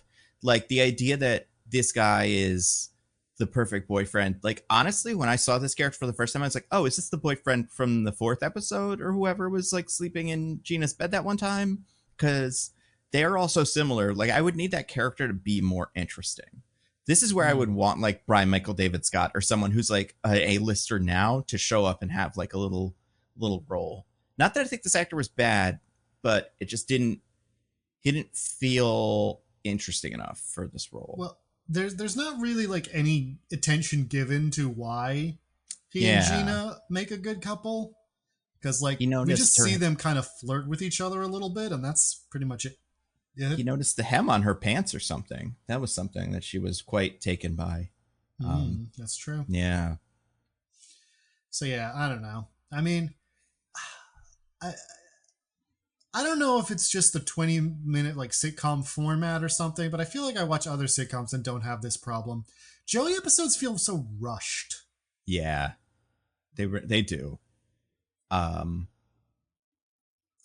Yeah, I don't know what it is. I don't think last week had the same problem. I think it maybe is because the time it doesn't feel, because there's been some episodes of Joey that feel like a lot of time passes. And I'm like, oh, I'm seeing the progression, like the heightening of these bits, and it feels like funny. But some of this stuff, it feels like we're going from A to B and a half, and then the show ends, and it's not able to like complete jokes in a way that would be satisfying. But sometimes they get it right. I do think a lot of it comes down to this. That I didn't really like the social network bit. I don't think it was very interesting. So I don't know what I could have gotten better from that. But I think if that was kind of better, and then also maybe more time was given to the assistant thing, that could. I want to see this guy be an assistant a little bit more. I want to see like what, because also like, what does Joey need a fucking assistant for? To tell him like, oh, you scheduled 3 things on the same night because you're like, I don't know. That's the fun of Joey is that he scheduled 3 things on the same night. I don't want somebody to stop him from doing that, but I don't know. Well, we'll see if he schedules 3 things on the same night again. Yeah, but yeah. Anyway, hey. And also not a ton of not super creepy in the one specific way Joey tends to be creepy. Although the dating the sister thing, you know, I feel like there's a little subliminal Joey stuff in the Joey and Gina plot here. Like maybe they're sublimating a desire by fighting over Glenn. But who can say? No, yeah, definitely not the peak of that. No. It's been much more overt. Yeah. So, but hey, that's good. Speaking of that, we got a movie to talk about. Yeah, we do. Traditionally, people love when we spend an hour talking about things that aren't the movie. Everybody loves Joey. Everybody loves Joey. It just keeps coming up. So we're going to not talk about it? It just happens. Yeah, it just happens to be relevant every week. I don't know what to tell you. I hope one of the guys from Joey is on the HFPA. Do you think, like, Matt LeBlanc probably wouldn't be on the Hollywood Foreign Press Association? This isn't like the Oscars where they induct actors, but maybe somebody. Maybe that's what it will be. Somebody on that will be like, just wish one of these fucking podcasts would talk about Joey. And this is the only Joey podcast in existence. Yep, so far, knock on wood. Mm-hmm. I think our work reviving the show Joey does deserve some kind of podcast award. Absolutely. Yeah. A big one. So if you're, like a if big you're listening, old Hollywood Foreign Press Association, Best Joey podcast, it's right there. And if you don't want to give us a Joey, like a Golden Globe, give us a big Joey head or something, statue. That'd be pretty cool. I'd take it. Especially if he's making that one face he makes like that, that'd be cool. But I'll take anything. I'll take him opening his mouth for big food, sandwich or whatever. Could be a sandwich holder. That's how you would put your sandwich when you're not eating. Oh my God. And that's how DJ could watch all the stuff. He could put the head. We did it. We got there. That's what they should do. But yeah, so speaking of food, there's some characters eat food in this, right? It's like, it's a big cookery thing going she makes on. Dinner. Yeah. And who's she, by the way? Anna Kendrick. That's who I'm talking about, because it's time for a simple favor. Anna Kendrick is doing a vlog. Remember vlogs, guys? I say remember. We still do them. They still do them, but it would be some TikTok bullshit where she's like, this is a spaghetti that I make on the floor. And then you'd go like, she's not eating this, right? And then you'd be like, probably not. But I was engaged. I watched it, so I got it, She'd be doing trad wife content. Oh, yeah. I mean, she's kind of doing without the wife part trad wife-ish content, but she's doing like trad mom, I guess. It's a different thing. No, she's just doing like mom stuff. It's not really trad wife stuff. That's a good point. But anyway, so she's doing a vlog where she's showing moms how to make food and stuff. But this one opens with her being like, I know you guys are curious about my friend Emily, my best friend Emily. She's been gone for a few days. And well, the latest news is, why don't I just tell everybody what's happened? Go over the whole thing from the beginning. So go to the beginning. They're at the school. She's honestly being kind of obnoxious, taking a bunch of pictures. Taking all the little spots on the little sign-up sheet. Like, give the other parents a chance to put their names down or whatever. She's, a little much. But, and so the other parents are like, oh, she tries so hard and makes us feel, to do introspection about how we're doing as parents, and we hate that. Yeah. And this is where Andrew Rannells comes in. He's like he's the head of the parent chorus who sometimes speaks to us, the audience. They're like a Greek chorus of parents that just pop up throughout the movie to comment on events. I mean, it does seem like they're in the next one because that is just important, regardless of whether I don't know what the plot, how much it makes sense, but I did see him as listed, I think, on the next one. So, yeah. Fun. The teacher tells her to leave a place for Emily, who's not there. And the other parents are like, Emily would never do anything. But when school's out and Anna Kendrick's going to take her kid home, Emily's son is like, I want to play with Miles, your son. Emily's son is Nikki. Anna Kendrick's by the name, her name is Stephanie. Yeah. Stephanie's son is Miles. Emily's son is Nikki. And they're both, what would you say, like 10 maybe? I can't remember if the movie gives an younger age. than that, I would think. I would think like 8 maybe. Yeah, that's fair. Anyway, Stephanie is like, well, we need your mom's permission to do that. And that's when Emily comes stepping out of her car with her high heels and her umbrella, so you don't see her face at first. Classic sexy shot. Yep. Just in time for click click. The remote. Yeah. I had a feeling. I got here. It says Anna Kendrick's Gay Awakening. Oh, I also have a remote bit for this, although it's a little different. It's a click click. Hi there, Joker here. I think if you wanted to describe Blake Lively's style in this movie, it's kind of how the Joker has a bazillion little suits, but they're all purple. And for this, it's not that. It's like different colors. but she's done up the way that the Joker is always done up, and it's pretty That's, wild. I didn't think about that. Great point, Nando. Mm-hmm. She is always wearing little suits. And it's kind of like a little Harvey or Harley Quinn relationship that we have, blossoming. This is almost better than that one that they made last year that caused them all that money to go away. What was that movie called? Joker Folie à Deux? They should have done this instead.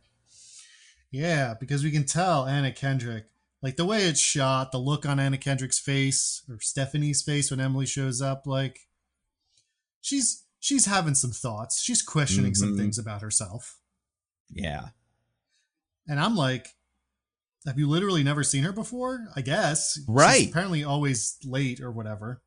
Yeah. But the moms have an opinion about her, right? Like the chorus knows who she is. So I would, and Anna Kendrick's super plugged in. She's great at mom stuff. Why wouldn't she know who this is? The dad's not involved. She's never seen the dad before, for sure. She just doesn't know who he is yet. So yeah, Anna Kendrick. This could have, I guess maybe they're not like new at this school though, right? They've been there before for a while. I don't think so. No. Yeah, I don't think so either. Yeah, I don't know what the explanation would be, but maybe she's just too like with God, you can't stare right at the face of God. You have to like look at it in like a big tent or whatever. It's like that where she's seen a thing, but she hasn't been able to like fully, glimpse it. But now that all the men in her life are dead, she can finally open herself up to what's her name? To new love. Emily. Yeah. Nikki really wants to have a play date, so Emily relents and invites Stephanie to come home with her so their kids can play while they drink martinis. Oh, martinis. Click, click, click. My remote's going crazy here. My remote is losing its mind. Oh, man. Real quick, what kind of martinis, Diggins? Anything specific? Well, not at first. Yeah, that's true. It's just a regular martini. But then when Emily decides that she needs a stiffer drink, she makes this kind of martini that she learned about in England. Yeah, I think that's right.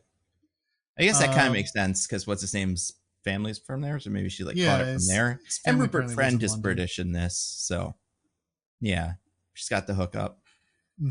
I forget exactly what they do with this, like what's special about it. It's not that exciting about it. It's a chilled glass. You put the vermouth in, you swirl it around, you toss it over your shoulder, which is fine in a bar because it's wet everywhere, but in a house it's weird. You pour the vodka or the gin in, and then you do the lime spritz off the whatever it's called. There's a name for it. Or lemon, like you do the lemon twist and you spritz off the side of it. It's not that exciting of a drink.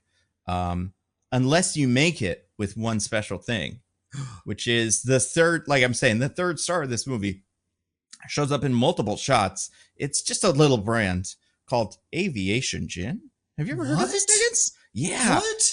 I know. It's a beautiful bottle, first of all. It's a nice square bottle. It's got a big old label that you can see. It's always in focus, which is really incredible. Sometimes it's the only thing in focus, I think, because and you always leave it out. You make your martini or whatever, and you put the Aviation Gin right next to it in case anybody forgets. Because people are going to love, because the gin is so good, people are going to love the martinis and they're going to want to make more. So you got to just leave it out. I'm pretty sure I saw this too. In what was it? Red Notice had some Aviation Gin in it too. Yeah, what a weird coincidence. I know, it's strange, but I guess it's just what everybody's drinking. And I think it looks delicious. I mean, I hate a gin martini. You never could feed me one in my life, but this one, something about it just looks extra appetizing to me. And maybe it's like all the Hollywood executives drink Aviation Gin because it's the best gin on the market. And so when it comes time, like to be like, oh, what should be in the shot for the gin shot? They're like, well, let's do Aviation because we love it so much. That's got to be it. The stars, they know. I bet the Hollywood Foreign Press Association knows Aviation Gin is the only gin in town. So that is, I do think it is stunning how much not only in this scene did we see the gin bottle, but then in two other scenes when characters are like, I want the martini, the gin bottle is there, including, I'm pretty sure, the scene in the cemetery later. She brings it and puts it right on the gravestone. It's great. Well, yeah, you mean, if you're going to be paying respect to the dead, you got to make sure you're paying the highest respect. The highest respect, but not overpriced. You know, no, very reasonable for considering the quality. Well, you want the dead to know that you care about quality, but also, you know, you're a level-headed consumer and you know how to get the best bang for your buck. Also, have you ever heard of Mint Mobile? They probably use that. I think they would love that. You know, now that you mention it, I was just thinking the other day about how Mint Mobile is like one of the most superior, cell phone providers in the country. And I think this character, Emily, one of the things we're going to learn about her, she's got money problems. It's probably because they're paying too much on that wireless bill. You know, yeah, but if they switched to Mint Mobile, I bet if they switched to Mint Mobile, that probably would have fixed everything, and none of this movie would have had to happen. It's a shame that they didn't think about that. But again, this is something that you could cover in the sequel. Also, soccer. You know, Welsh soccer is another thing that people love. That's true. Which again doesn't come up here, but maybe in the sequel. Yeah, just want to bring up because the Aviation Gin, very important. And have you ever had Aviation? Probably not, right? You never had it. I know, not a big gin guy. So no. Yeah, I also have never had it because I'm not a gin person, but maybe I'll try it. You know, this movie has tricked me. I don't want one of the big ones. I want one of the little nips or whatever you call them. For the next live stream, we've all got to procure a bottle of Aviation and a bottle of Terramana. Try them live on stream. Well, let's be fair. I have had Terramana. I think it's fine. I don't think it's that good, but I don't think it's bad. It's overpriced. All right, like, what's the energy drink? Tazo, not Tazo. It's something like that. Toa, Zoa. I'm pretty sure it's Zoa. Yeah. So we'll get that. We'll get some Zoa. Yeah. Make some fucking car bombs with Aviation and Zoa. Aviation and Zoa. I mean, listen, if there's ever like a combination that doesn't work, Ryan Reynolds and The Rock combination, maybe it would seem like a good idea in the drink situation, but maybe they would be overpowering or kind of too generic. I don't know. But yeah, Mint Mobile. Pretty cool. I like the Deadpool Wolverine movie though, so just saying. But yeah, they make martinis. Yeah, and they drink a bit and they talk, and it's conversation where the sexy mysterious friend is telling like the uptight normie friend to be cool and sexy and mysterious like me, and you could tell the normie friend is like so captivated by how cool and sexy and mysterious the cool, sexy, mysterious friend is. Yeah. What do we learn from her in this scene? Is this where we get kind of like, I mean, she, first of all, awful friend. All she does is complain about like her life and her son and her husband. Not really her son, but everything. But Anna Kendrick has no friends. So I guess, what are you going to do? Yeah, I could never quite tell if the movie was trying to be like, it's sad that Anna Kendrick thinks Emily's her best friend or not. Because I also can't tell how much time passes in this section of the movie. I was going to say, it seems like 2 days until we see a flashback that's completely different. And I'm like, oh, has this been like a month of them just hanging out? It's weird because, too, we get the blog like as a framing device early in the movie. You kind of figure that would make it really easy to track. Like, this is blog, interests, like blog post 1 early in the movie. I just met this person. And by blog post 5, she's missing. And you go, okay, so it's been like a week, 2 weeks maybe. But yeah, I think the movie kind of loses track of that. And originally I thought it was just 2 hangouts. But now I'm looking back, I'm like a couple of weeks. But it makes the best friend thing seem preposterous when you first hear it. And, that's fine, I guess. They hang out a couple times, like you said, because they sort of get along, or at least Stephanie thinks they get along. It's hard to tell what Emily thinks. Yeah, it's one of those relationships where with Stephanie, I'm like, Stephanie likes being around Emily because Emily's like, you should have sex, not do drugs, but like she's cool and tells her not to apologize for being a woman. not for Mm-hmm. being a woman, but like she apologized too much and stuff. But yeah, I don't see what Emily gets out of it besides just someone to complain about your life to, and also to provoke sexually, which, to be fair, You know, is do any of fine. us need more than that in our lives? Yeah, that's a great point. And yeah, I think we get one of the sexual provocations pretty quickly. Um, Well, first, I believe before that one, which I think I know what you're talking about. mm-hmm. Um, Henry Golding shows up That's as right. Emily's husband, Sean, Mm-hmm. and they have an interaction that is just fraught with huge divorce energy. Yeah, honestly, we learned that he's a writer and he wrote a book that Stephanie read and liked or something. Maybe she's Mm-hmm. being nice, but it's but and like he's Henry Golding, right? Like Emily treats him, as we're about to meet this character, like he is going to be played by, as he walks in the door, like, I don't know, who's like our schlubbiest guy or something, like a complete, you know, Who's the guy who who's plays Mark Robinson on What We Do in the Shadows? oh yeah, that guy for sure. Yeah. And yeah, instead it's Henry Golding, Oh, who has a Colin different Robinson. Sorry, not Colin Mark. Robinson. Yeah. Mark Robinson's a person though, right?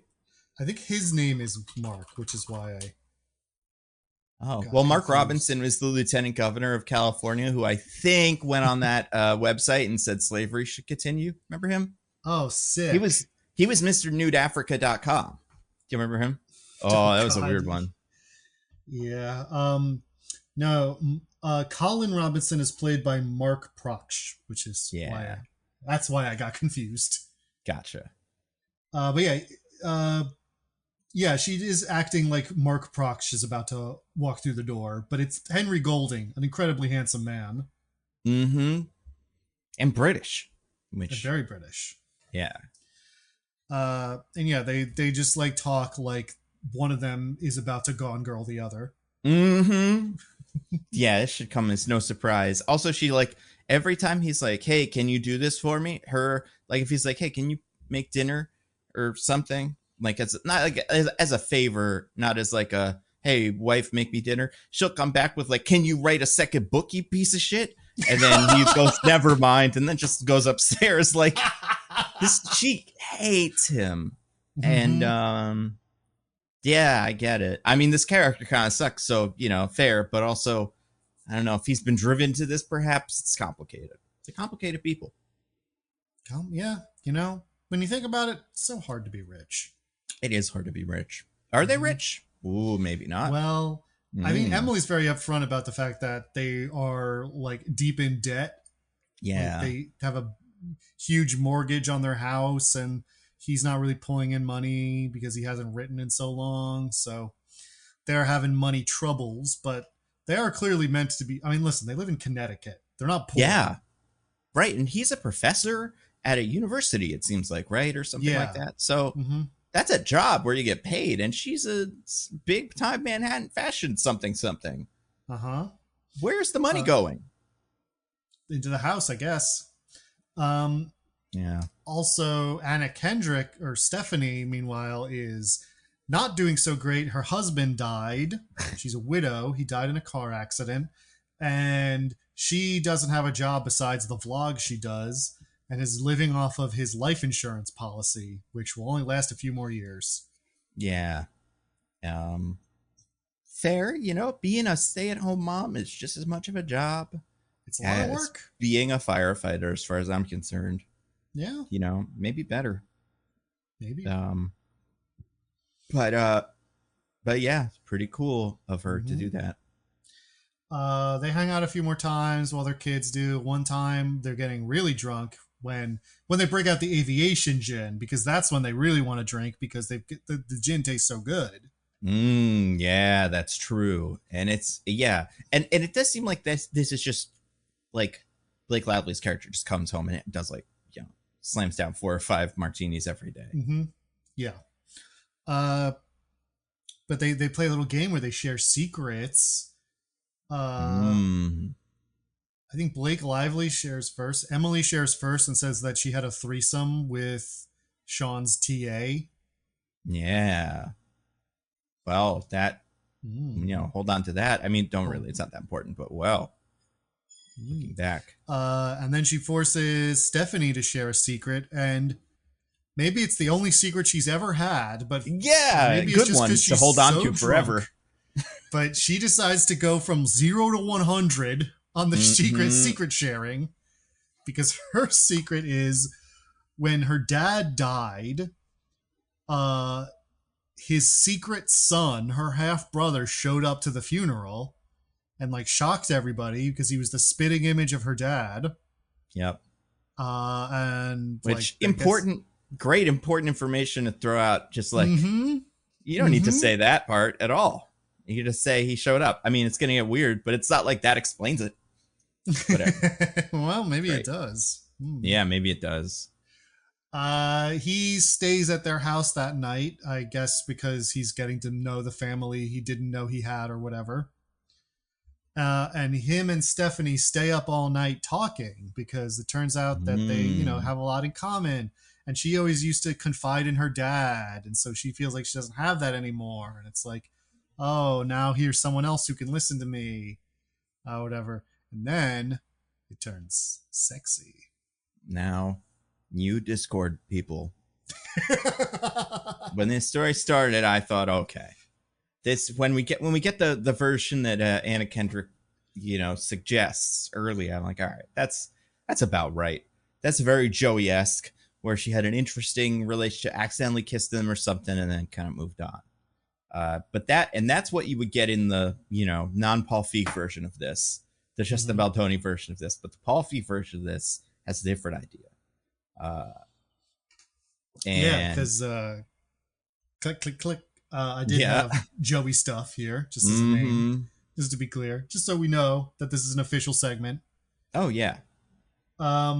She claims that they just kissed and it was weird, and then like she went back upstairs, but Emily is like, that's definitely not what happened. And we see in a flashback, which I believe, based on other things that happen in this movie, the flashbacks are always real. Yeah, definitely Anna Kendrick's ones. We see that it wasn't just a kiss. They fully boned down. Yeah. Went to Pound Town, slammed it down big style. They really did. One of the more explicit sex scenes I feel like I've seen in a movie in a little while. Oh yeah, we see, like, we cut away right as she's about to pull down the pants. That's right. And he's super ripped because he's hot frosty, which I don't think makes a huge difference. It's just kind of funny because it kind of has like that romance novel. Like if you didn't know they were brother and sister, half brother and sister, but still, this would be a very traditional sexy scene in one of these. And if you did know that they were brother and sister or half brother and sister, then it would be a very traditional sexy scene in a porn. Yeah, that's true. That's true. She's even downstairs in the basement where the washing machine is and stuff. It's perfect. So two things real quick. Discord audience, this could be the end of it, I don't want us to turn into the incest podcast. I would mostly blame Joey on this. But I don't think this is going to come up in a lot of movies, so I think we may be out of the woods, but fair.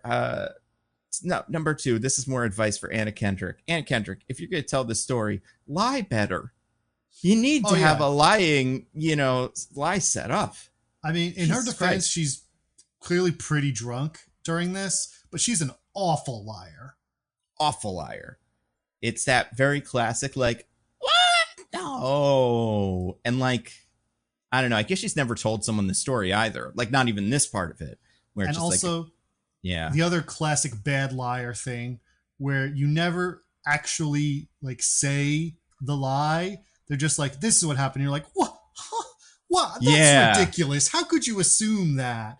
And it's like, just say no. Yeah, what are you, fucking genie or something? Just lie. Just lie. This isn't Labyrinth or whatever. You can just lie. But But we'll see especially this is a because recurring trait of hers as the I was movie gonna goes on. say, yeah, she's really awful at lying. So even if we were like, maybe it's a one-off, it's not. This is maybe her, defining trait. Although she's great at lying later, it's just lies about sexy brother stuff she can't quite wrap her head around. Yeah. Um. But anyway, yeah. So they hang out for a little while, and then one day, Emily Mm. calls and is like, "Can you do me a simple favor?" What? Who What? speaks like that? Just her, Uh, really. Emily, Blake Yeah. Lively, yeah. Mm-hmm. She says she's caught up in a work meeting, and Sean is visiting his mom in London because she broke her hip. Yep. So could Stephanie pick up Nikki from school and watch him for a day? And Yeah. at this point, the other parents are like, "Wow, so you're Emily's nanny?" And she's like, "What? No, I'm just helping out my friend." And they're all like, "Seems like you're doing a lot of work for her." It does seem like that. But if you're Anna Kendrick, you're like, listen, she knows my deepest, darkest secret. I can't tell her no. Mm-hmm. What if she goes online and starts, I mean, she's not gonna go online because that's part of her character, but we don't know that yet. Oh yeah, She there will. was one moment I skipped where Stephanie took a picture of Emily, and Emily got really mad and made her delete it.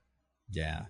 I thought you were gonna say there is a moment in the middle of the secret scene where what's her name? Emily will start screaming at Stephanie, calling her brother fucker, and this becomes Yeah. her nickname that she will Mm-hmm. use a couple of times in the movie. And at that point, you're like, oh my god, she's definitely going to say that in front of the parents at some point. Um, I've got to come up with a better explanation for what that is than when they say that and like, did you fuck your brother? And like, oh, who does that? That'd be crazy. I don't even have a full not half brother. Um, yeah, Her brother also died in that car accident that killed her husband, by the way. he did die in that, and we'll find out in an insane way. Like, just we don't get all the information now, but you're Well, like, we find out how in an insane way. We find out that it was both of them early on. yeah, that's true. Uh, But yeah, so Stephanie takes both the kids to her house and watches them for a while, but can't get in touch with Emily. She keeps trying to mm, call her to be like, "Hey, so when are you going to get Nikki?" Tries to call her office. The office says that she's not available. At one point, they tell her she went to Miami oh, to do Grand Theft Autos. to do Grand Theft That's Autos. Yeah, she's going to everybody Liberty knows. City with Tommy Vercetti. Yeah. Mm-hmm. Um, and days go by, and she keeps looking after Nikki, and eventually she calls Sean to be like, "Hey, Emily asked me to watch your kid and then disappeared." So Yeah. he comes home, and they call the police and say Emily's missing. They file a missing persons report. And they're just like, "Oh man, what's happening? What could have happened to her?" They're both Hey, worried. hey, They real quick, have police. Chill the fuck out, police, during this meeting, okay? You can accuse them all you want when you get back to the station and stuff, but just be like, if you think they killed her or something and they've got her body all tied up in the basement or whatever, don't make it seem like that's what you think happened. Go along with yeah, it and then figure this shit out later. play it as cool as that technician in Companion who just listens Yeah. to the guys tell his obvious lies, and then when he gets outside, it's like, "Yeah, that guy's fucked." Mm-hmm. Because yeah, these cops are like, they're like, we lost this person's gone. Oh, really? You're with her. You're with her husband now. Is it because you're cheating on her with the husband, and now you're gonna kill her or something? And like, yeah, I don't know. These cops are weird. What's his name will be weird too later, the detective, but at least he's a detective who's like trying to kind of, get information out of people. These guys are Also, just in taking a fairness, they're report. they're cops, which automatically means they're huge pieces of shit. Yeah, they're probably on like a power trip or something. Maybe they went to high Mm-hmm. school with her, and they're like, we should use this to lord, it over her. Now we have Right. power. That makes sense. Mm-hmm. Yeah, so they're both worried about Emily, and they have a little moment because click, click, my Mm. remote just activated for Anna Kendrick's bi awakening. Yeah. Because it turns out she's hot for both members of this marriage. Which I get it. These are two of our hunkiest hunks and hunkettes or whatever in Hollywood. Like, but you know, pretty crazy that she did this quickly. Unless Well, it was months. You never know. Yeah, honestly, the timetable's really hard to figure out, but nothing happens yet. That's fair. They have a little moment, but he just sleeps on the couch, and she sleeps in her bed. And the next morning, he's making smoothies for the kids, but like not the good smoothies, the like fucking like spinach protein smoothies that I guess they like for some reason. Yeah, he even describes them as hangover smoothies, and I'm like, but for children, and I'm like, they can't like that though, right? Like hangover smoothies are notoriously gross. Like that's the bit, is it's like a raw egg and some crazy thing.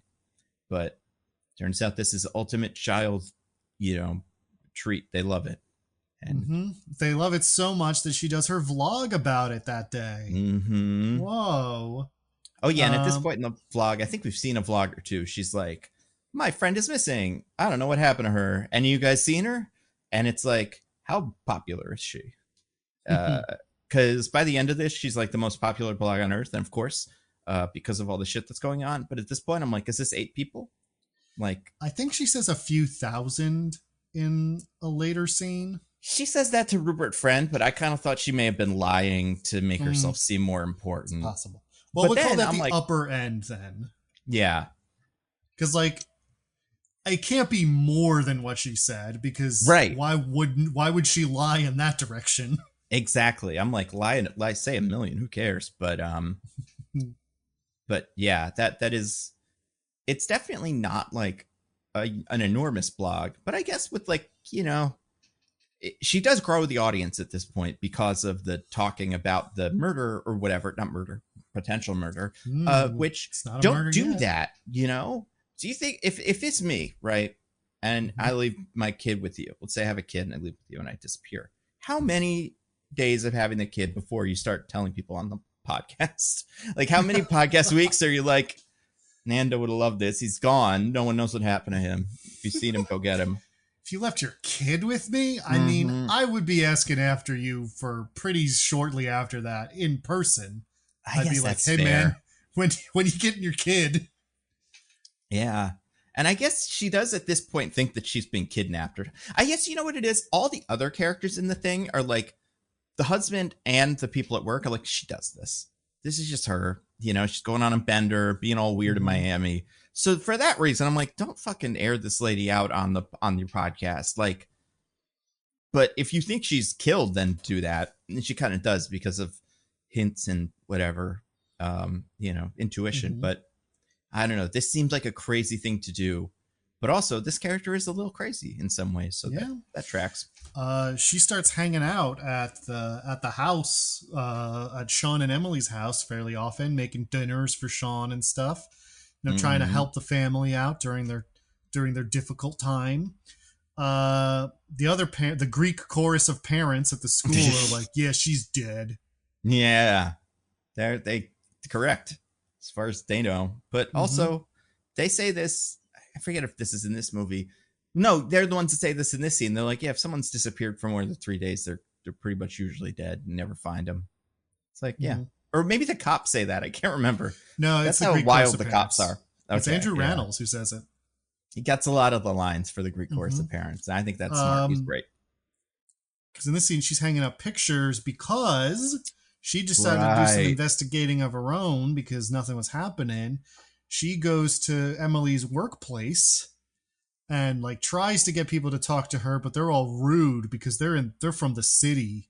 The city's full of bad people who shouldn't be trusted. Fair. Yep.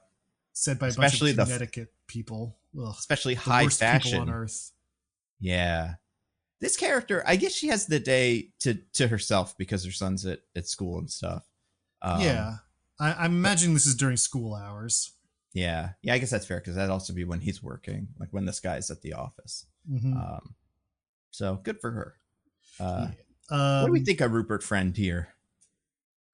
Like him? It's not really much of a character. He just has like what, like 8 lines total. Yeah. Patty Harrison's his assistant, and she's like, she wasn't in my, we didn't send her to Miami or whatever the hell she says. Yeah. It's her single line. I don't know. I It's hope she fine. got good money for that role. Like, I hope she got residuals and stuff. And Oh, you got a line. Like, having a line's a big deal. yeah. So So if probably not that like a was what ton it, of money, but and like, I don't know when Patty Harrison came up, like when they were all over the, because like, I think You Should Leave is probably where most people, besides like She-Hulk or whatever, but like, this may have been one of their first roles. And you always hear like people saying like, oh, this one small role I had floated me for years because of residuals. So maybe this was mm-hmm. that. And then if that's the case, thank you for keeping her working. A simple favor. So great. Yeah, this is pretty early in her career. She was in Raya and the Last Dragon. Get out. What? As who? Tail Chief. Oh, Tail, right, because they were different areas. That's like a big role, probably. Yeah, I don't remember. I'm not going to watch it again. That's how much I didn't enjoy that movie. Not even Patty Harrison's cameo can get me involved. A Simple Favor is Patty Harrison's first movie role. Yeah. That's good great. For her. Anyway, yeah, she goes to the office. They're not helpful. They're like, she's just off on a bender somewhere. She does this. Who cares? Mm-hmm. We've learned not to ask. And so Anna Kendrick or Stephanie doesn't accept that. She snoops around in her office and finds a picture of her in a manila envelope that says, "Gotta have faith." And she's like, what is this? So she takes that with her. Rupert Friend tries to stop her and be like, hey, you're snooping around up there. What did you steal? But she remembers what her good friend Emily told her about being tough with Rupert Friend. So she does that. It's a lesson we can all learn is if you ever see Rupert Friend, you don't let him get one over on you. You might be thinking, like, surely he means that a lesson on being tough with people who are trying to, like, muscle you or whatever. Like, and like, yeah, kind of. Yeah. But she was specifically talking about Rupert Friend when she gave that advice. Mm-hmm. If anybody has some Rupert Friend advice, let us know in the Discord or something, because you never know. Mm-hmm. You might need it. It's just like comically applicable to this situation, what she told her. Yeah. And it's not one of those movies where, like, at the end, you're like, oh, she planned it to be like this. It's just a coincidence. Mm-hmm. But yeah, so they're looking. They're not finding anything. Stephanie starts asking her vlog viewers if they, see or know anything, because they found out from the detective that she rented a white Kia Soul at one point. And then the detective, is this also when the detective is kind of like weird, being like, you're here a lot. Yeah. And this detective, this is the character played by Sherman Showcase and stuff. And he's, he's, I guess, trying to make her feel guilty. So she goes like, yeah, it's because I killed her. But that's not what it is, really. He's just trying to be fun. Mm-hmm. He does a great job. He's just trying to enjoy his job. But her viewers do notice something. One of them says they thought they saw Emily in Michigan, and shortly after they put out the word in Michigan, they find Emily, but they find her car in a lake, and Emily drowned. Oh wow. No! I had a feeling. That's just, I could tell these things. Also, is the friend Emily? Did we figure this? Like, looking back, am I supposed to be like, oh, you're right, that was her? I didn't clock that. Oh, I don't think so. No, I don't think Emily wanted her to find out any of this stuff. I think she would have needed to for the life insurance claim. Oh, right. That's a good point. Like, and this isn't. I'd have to watch the movie again to see if this friend has a name. We're supposed to be like, oh, that's something they talked about. If it's an anagram of brother fucker or something, clever. But I don't know if it is. Well, whatever the case may be, they find the body. Sean goes to get it and is very sad that his wife is dead. They have a big Mm, funeral. The other parents feel kind of bad that they relentlessly made fun of Stephanie now that her best friend is dead. yeah, So they try to be a little bit nicer. that's Um, true. and everything. And Nikki is upset because he's like, "You're trying to be my mom, but you're not my mom." And he punches Miles. And they have a little scene where Stephanie like sits with him and is like, "You're right to be upset. This whole thing is bad. Let's just sit here." Yeah, Stephanie has perfect mom. Maybe not perfect person. Maybe she did one weird thing. But like, she's a really pretty good mom. Yeah. And that's great. Uh, Good for her. Uh, but the the next major development is, after the funeral and everybody is gone and they're just in the big house. Mm. Uh, and Stephanie has put the kids to bed, Ooh. which I think Nikki is staying there too, because I don't know why she would just leave Nikki awake for this next part. Yeah, I think they've been like, yeah, for sure. Nikki is staying there too. I don't know. I think they're in the same bedroom too. I think so, yeah. But Because later she'll give the boys a kiss and be like, and the other one's like, "Do I get a kiss goodnight?" I think so. Yeah. mhm. Then she sees that Sean is all upset in his room, and she's like, "Hey, it's okay. I miss her too." And they do a big hug. And then, big hug. Oh. Much like with a certain brother, big hug turns to more Mm. than big hug. They Yeah. do a big kiss, and then they do more than big kissing. Hmm. Mm-hmm. In fact, maybe Henry Golding might have picked up some tips from one Michael B. Jordan. Oh, very, very Hey. possible.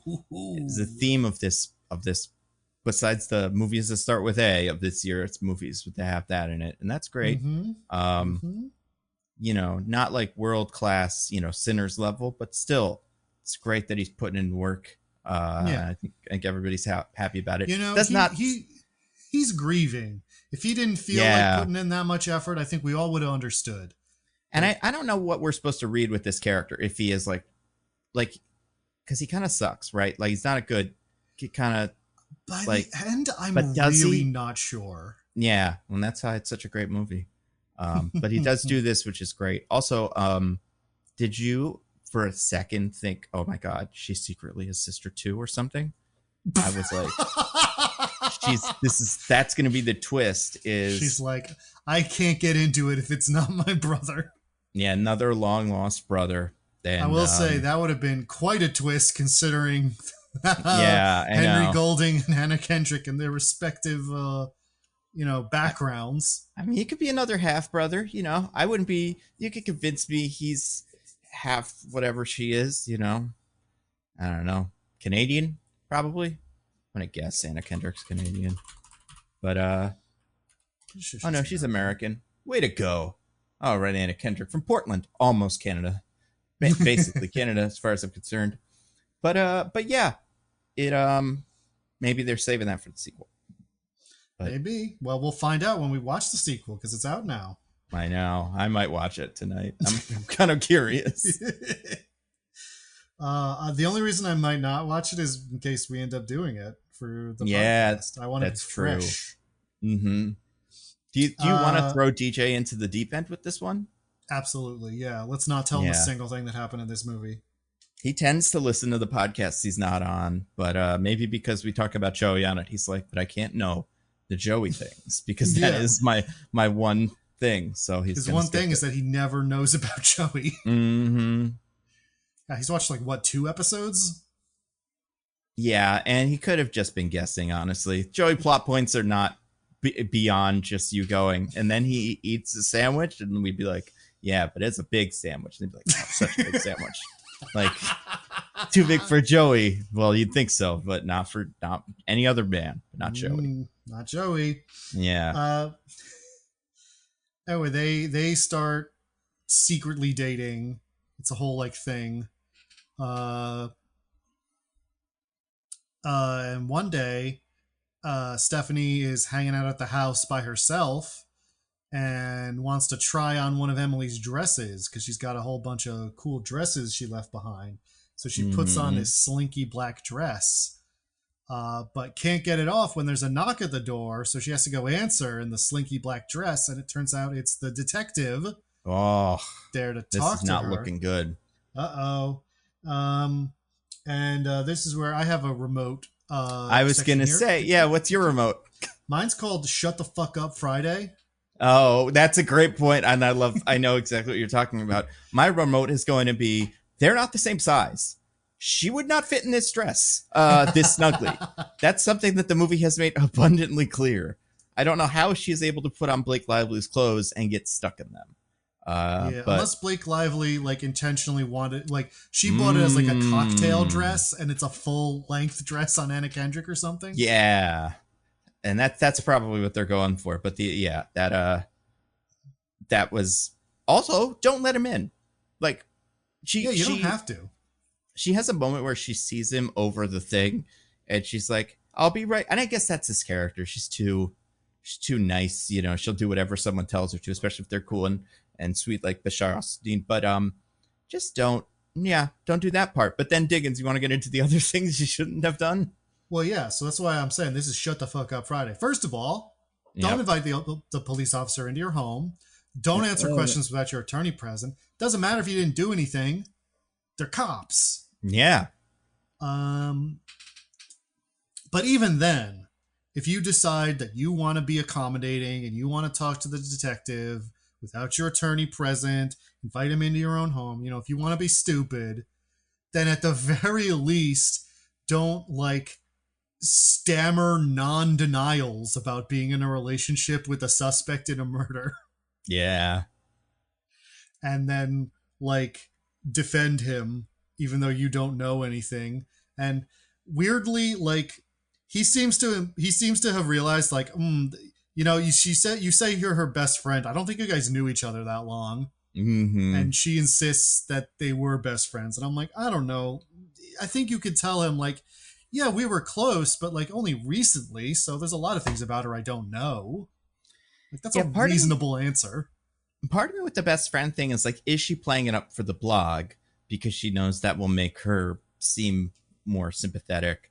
And then, but she does say this to other characters. I think she's just that she says no friends. And Yeah, I think that's the idea. yeah.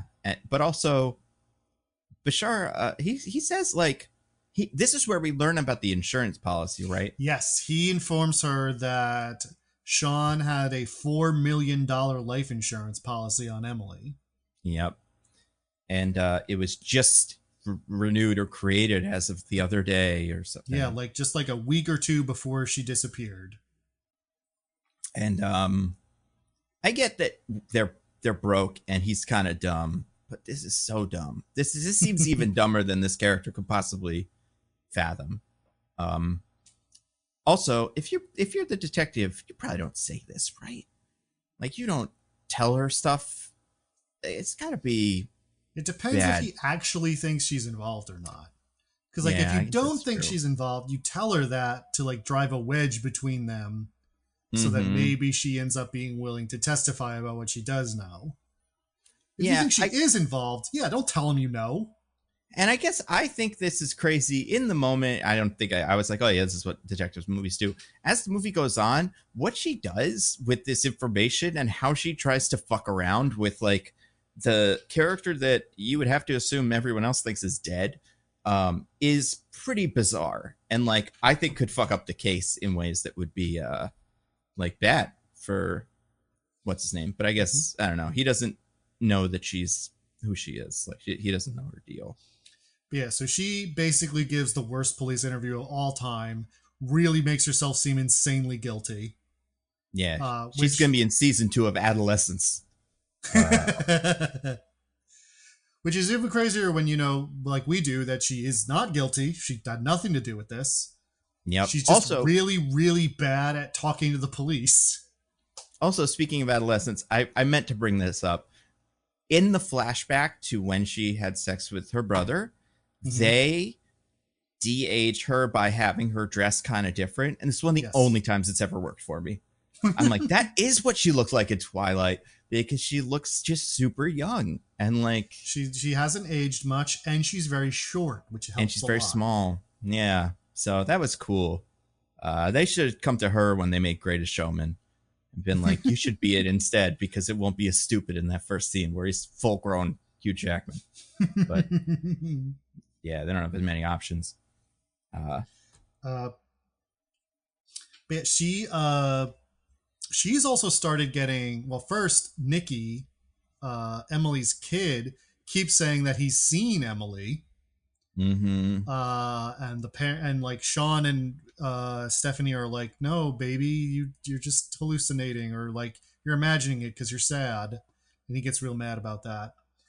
But then at one point he gives her a like a file that he said his mom said to give to her, and it's a picture of her and her, like her and her family, including her brother, with her and her brother circled, and it says brother fucker under it. Yeah. To prove that it's her, because she knows. Mm-hmm. And I forget if confronting Sean about this is before or after this point, which I won't want to bring up only because at one point she goes to the university to confront Sean and is like, are you guys, is this some sort of like plot against me? What's going on? Because she says, are you diaboliquing me? Which oh, yeah. Was really fun. That's one of these kind of movies. Is this like based on that kind of, that book? When did that one come out? Diabolique is from like the 50s. Oh, okay. Or like 1960 or something. No, yeah, 1955. 1955. Do you know the plot of Diabolique? I just read it on IMDb. I read the IMDb description, so I can kind of see. Although, I mean, yeah, it's kind of the opposite. Well, the reason she says that, spoilers for the movie Diabolique, which I've actually wrecked before, if you remember. Just to explain why this is a very fitting reference here. For most of the movie, it's two, like the wife and the mistress of this guy who sucks, like have killed him and are like faking it as a suicide or like an accidental death or something, but then seem to be like haunted by him after that, and they like are like weird things keep happening, and like they feel it seems like they got away with it, but they keep spooky stuff keeps happening, and then at the end a really spooky thing happens and the wife has a heart attack and dies, and it turns out the husband was alive the whole time. This was a plot between him and the mistress to freak her out so much that she would die and they can run off with all the money. Very good. Yeah. That's cool. That's a good reference then. I like that. Spoilers for Diabolique ended. Spoilers if you were listening for that sentence. Oh, and also, it seems like at that point we see that he's probably fucking the other person. Is this when we see this? It's like he has like a very kind of like flirtatious sort of relationship with his TA, who Emily earlier claimed that they had a threesome with, but Sean denies it because like when he asks her to move in, she's like, I don't do threesomes, and he's like, what? And he says that never happened, but they're kind of flirty. They're kind of, I don't know, there's just something there. It's not clear exactly like what the deal is. She comes into the room saying like, hey, handsome, you got a classroom to get to or something. And then that's like surprising, which like, I don't know. Everybody probably would do this. I think if I met Henry Golding, I might accidentally say, hey, handsome or something, just like because he is handsome. He's a very handsome man. Yeah. Like it's deeply unprofessional behavior, but it is Henry Golding. So it's like, I don't think it would be it's just like a reflex, my brain. I think I'd call him Snake Eyes personally, but I don't think he'd like that one. I don't know. I mean, maybe he loves it. Maybe he's like, yeah, I hope they put me in that Transformers spin-off G.I. Joe movie that they're never gonna make. Remember that? Okay, but she know or like strongly suspects now that something's up because she's getting all these secret messages. So she decides to Mm-hmm. take some time off and investigate.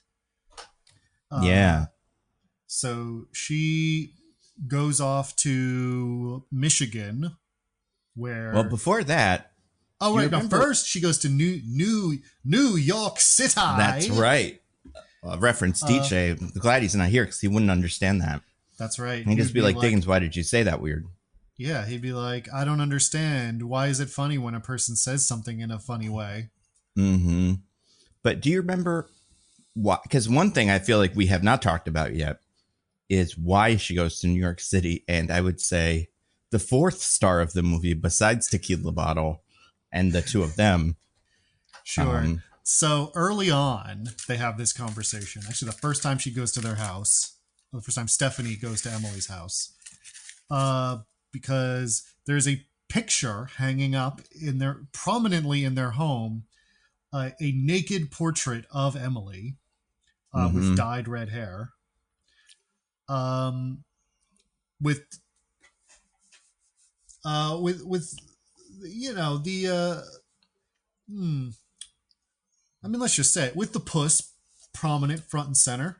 Yeah, it's hard to describe exactly what the angle for this is if you were because it's a painting, but if you were taking a picture, you would take it from inside of her legs up and like it's I mean, I don't know, Google it if you want. Like it's a weird angle. Mm-hmm. Um but yeah, it's the first thing you see when It's you go not into the like apartment. pornographic, but I also wouldn't have it up in my home probably. Yeah. But anyway, so she goes to New York City because Emily had intimated that uh, that's where the artist who painted it lives, and in taking it out of its frame, Stephanie finds the name of that artist, Diana Hyland. Mm-hmm. So she tracks her down, and this is where Linda Cardellini shows up, which I couldn't remember earlier Yeah. because Well, I'm a she doesn't look fool. like a traditional Linda Cardellini type like in Hawkeye. She looks like a Yeah, badass Linda Cardellini type with I tattoos didn't and Slayer. recognize her visually, but I heard the voice and I was like, okay, I know who that is. Yeah. I Um, I don't know if I would have recognized her if I don't know if I would have thought about it if I didn't see her in the credits before the movie like started and gone like, oh, it's her. But I think she has like a face that is kind of unique in a way that I can't quite place. And by unique, I mean unique-ish. It looks like that other one from Penguin. I always get them confused. But Kristen besides Milioti. that, yeah, Kristen Milani. I don't look that similar, but they look a little similar. It's the Um, nose, I think. yeah. And but yeah, she's all punk and badass. And Mm-hmm. She's an artist and she paints knives now because she used to paint nothing but right. Emily when they were together, and it ruined her career. But Emily was just using her for college money. Also, she Mhm. thought her name was Claudia. That's right. And that's interesting, you know? Mm-hmm. Look at that. Yeah. Also, F- this is where we get the because we're getting into themes because of lesbian. This is right. where we get the flashback to a secret hang we haven't seen yet. Oh, is this where that flashback is? Okay. Mm-hmm. So this is the flashback where we find out that the circumstances behind Stephanie's husband and brother dying, which is her husband was apparently consumed by the paranoid fear that their son's father was actually her brother who she's continued to have sex with. And it definitely is. I think the way that she lies about it, there's no way that's not true. Or at But least it's possible the way she mm-hmm. lies about it. Because she does Yeah. the thing again, the thing she did with the cop and with Emily, where he's like, Mm-hmm. "Is your brother the husband, the father of our child?" And she's like,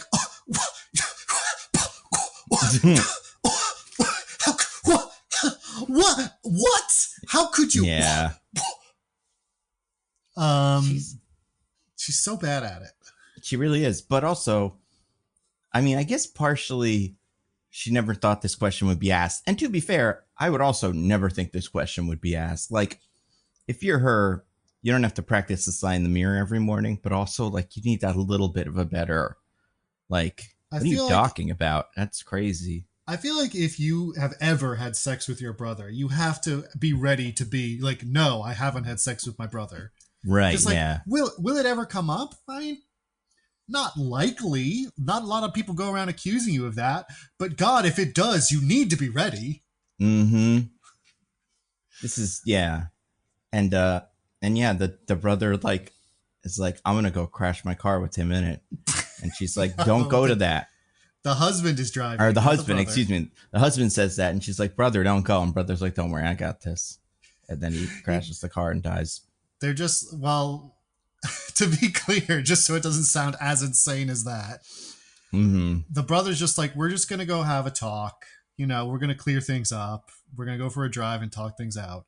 And then they crash and die, and the cops show up and are like, your brother and your husband are dead. And, you know, we don't know that it was because they were arguing about whether or not he's fucked his sister, but probably, right? That's true. I mean, it could have just been bad car, you know? She could have cut the brakes on the car if she was a real badass. Just been like, I'm never going to win this argument. Let's, you know, let's end this. But yeah, then they just do. Yeah. And then this is revealed that she tells Emily this, and she starts crying. She's like, "Oh, I killed them. It's their fault. It's my fault. They're dead. I'm so bad." And then Emily decides the best way to resolve the situation is to make out with her for a minute. yeah. And then they're both like, haha, what? That was so crazy. Let's do something else. Yeah. In case you were thinking all the stuff I said about her gay panic earlier was only subtext. Mm-hmm. Yeah, they do that. Mm-hmm. Anyway, we have that flashback now. It doesn't really becomes important again, other than like character-wise. Yeah. This is the main thing that made me go like, oh, they've hung out other times that we didn't see. Yeah. And then made me question how long this relationship had existed. I had the same thing. Like, we had this flashback, and I was like, okay, so we haven't seen every time they hung out then. Because it's not clear in the movie that that's true until this moment. No, yeah, not even a little. It's yeah, it's weird. But Linda Cardellini has a t-shirt that Emily left behind when she broke up with her that has a Bible camp's name on it. So then Stephanie goes to Michigan, where the Bible camp is. She lies to them about thinking about sending her kids. So she gets to look at a bunch of old pictures, finds a picture of two young twins that look like young versions of Emily. Wait, twins, you say? Wait, twin? Yeah, wait. What are their names? Is it Emily and Twin? Or is it something else from earlier? Why, it's Hope and Faith McClandon. Oh, that's something, isn't it? That is something. Yeah. So she does some more digging around, finds out who their mom is, played by Jean Smart, and goes to visit her with Jean Smart with her like housekeeper / caretaker, Bruce. Mm-hmm. Some guy with a gun. Yeah, he just carries a shotgun everywhere for some reason. Part of me assumes he was going hunting, and that's where, like, why she was able to get into the house was he like went to do that. But I don't know if that's confirmed or anything. I don't know. But she pretends to be a house cleaner, but very quickly drops that and just asks Jean Smart about her daughters, and finds out that Jean Smart had twin daughters, Hope and Faith, who were bad news, trouble, did some bad stuff, and she hasn't talked to them in forever. Bruce shows up, and Stephanie runs away, but not before Bruce is like, by the way, I'd like a blue navy suit jacket, because she pretended to be some like catalog person. Yeah, she's got a lot of like little outfits and like little backup plans. Like, considering how bad she was at backup plans with the brother thing, maybe she's like realized after that, she's like, I got to get better at this. Yeah, maybe after the third or fourth time you fail at lying about having sex with your brother, you're like, I've got to prepare things ahead of time. Yeah. And I like Jean Smart enough in this. This felt like the most kind of stock Jean Smart character of our current day. Drunk old lady? Yeah. Yeah, like drunk old lady who's like, oh, just smoking a cigarette. Like, I just remember the olden times. And she's there for a little bit of exposition, then she goes away. I haven't Mm-hmm. watched Hacks, to be fair. I'm sure that's not exactly what she's in Hacks, but She's not that exactly, but she is drunk old lady who's mean. yeah, and she's great. Like I think she's done a good job of carving that out for herself. Like I don't feel like that was something that happened before that much before Hacks, but now I feel like Uh, she just shows up in these roles and yeah. oh, for Jean Smart specifically, maybe. Yeah. Like it kind of feels like I guess she maybe had some moment. I don't know what it was, but now she's just like that. That's who you call for this role. And Well, listen, when you become an older actress in Hollywood, there's only a few avenues open to you, and I feel like this is one of the more fun ones. that's true. I mean that she was, she was in Watchmen. That was that one Watchmen she was in. That was pretty good. Mm. Where she was the other one, the Silk Spectre, but older. She had that big Mm. dildo. That was cool. I like that. But yeah, she that's like maybe the last secret big star of this movie. Uh, Yeah, which is people fine stop with showing me. up at this point. It's all only people we've seen before after this. Mm-hmm. Um, Um, but yeah, so Stephanie does another vlog where she drops a bunch of coded hints that she knows all of Emily's secrets. Where yeah. she's like, I feel so close to her, like a twin. But it's you just gotta have faith about these sorts of things. Stuff like that. I want to go Um, back and look at what the blog numbers are because they must show it. How much? Possibly. Okay, so she has 10,000 followers. That doesn't feel like enough for. Well, what does she start with though? Because like I figure by the end of this she would have a million. Do you ever see things like this that blow up She on does. TikTok? It's not a you feel Nando thing. She specifically says she got her 1 millionth subscriber at the end of the Oh movie. right, yeah. I guess I assume maybe by this point she would. Like, and this is a 2018 thing. Maybe that would be, were we there with true crime as a nation where we are now? But like, I remember. I don't know if you saw anything about this.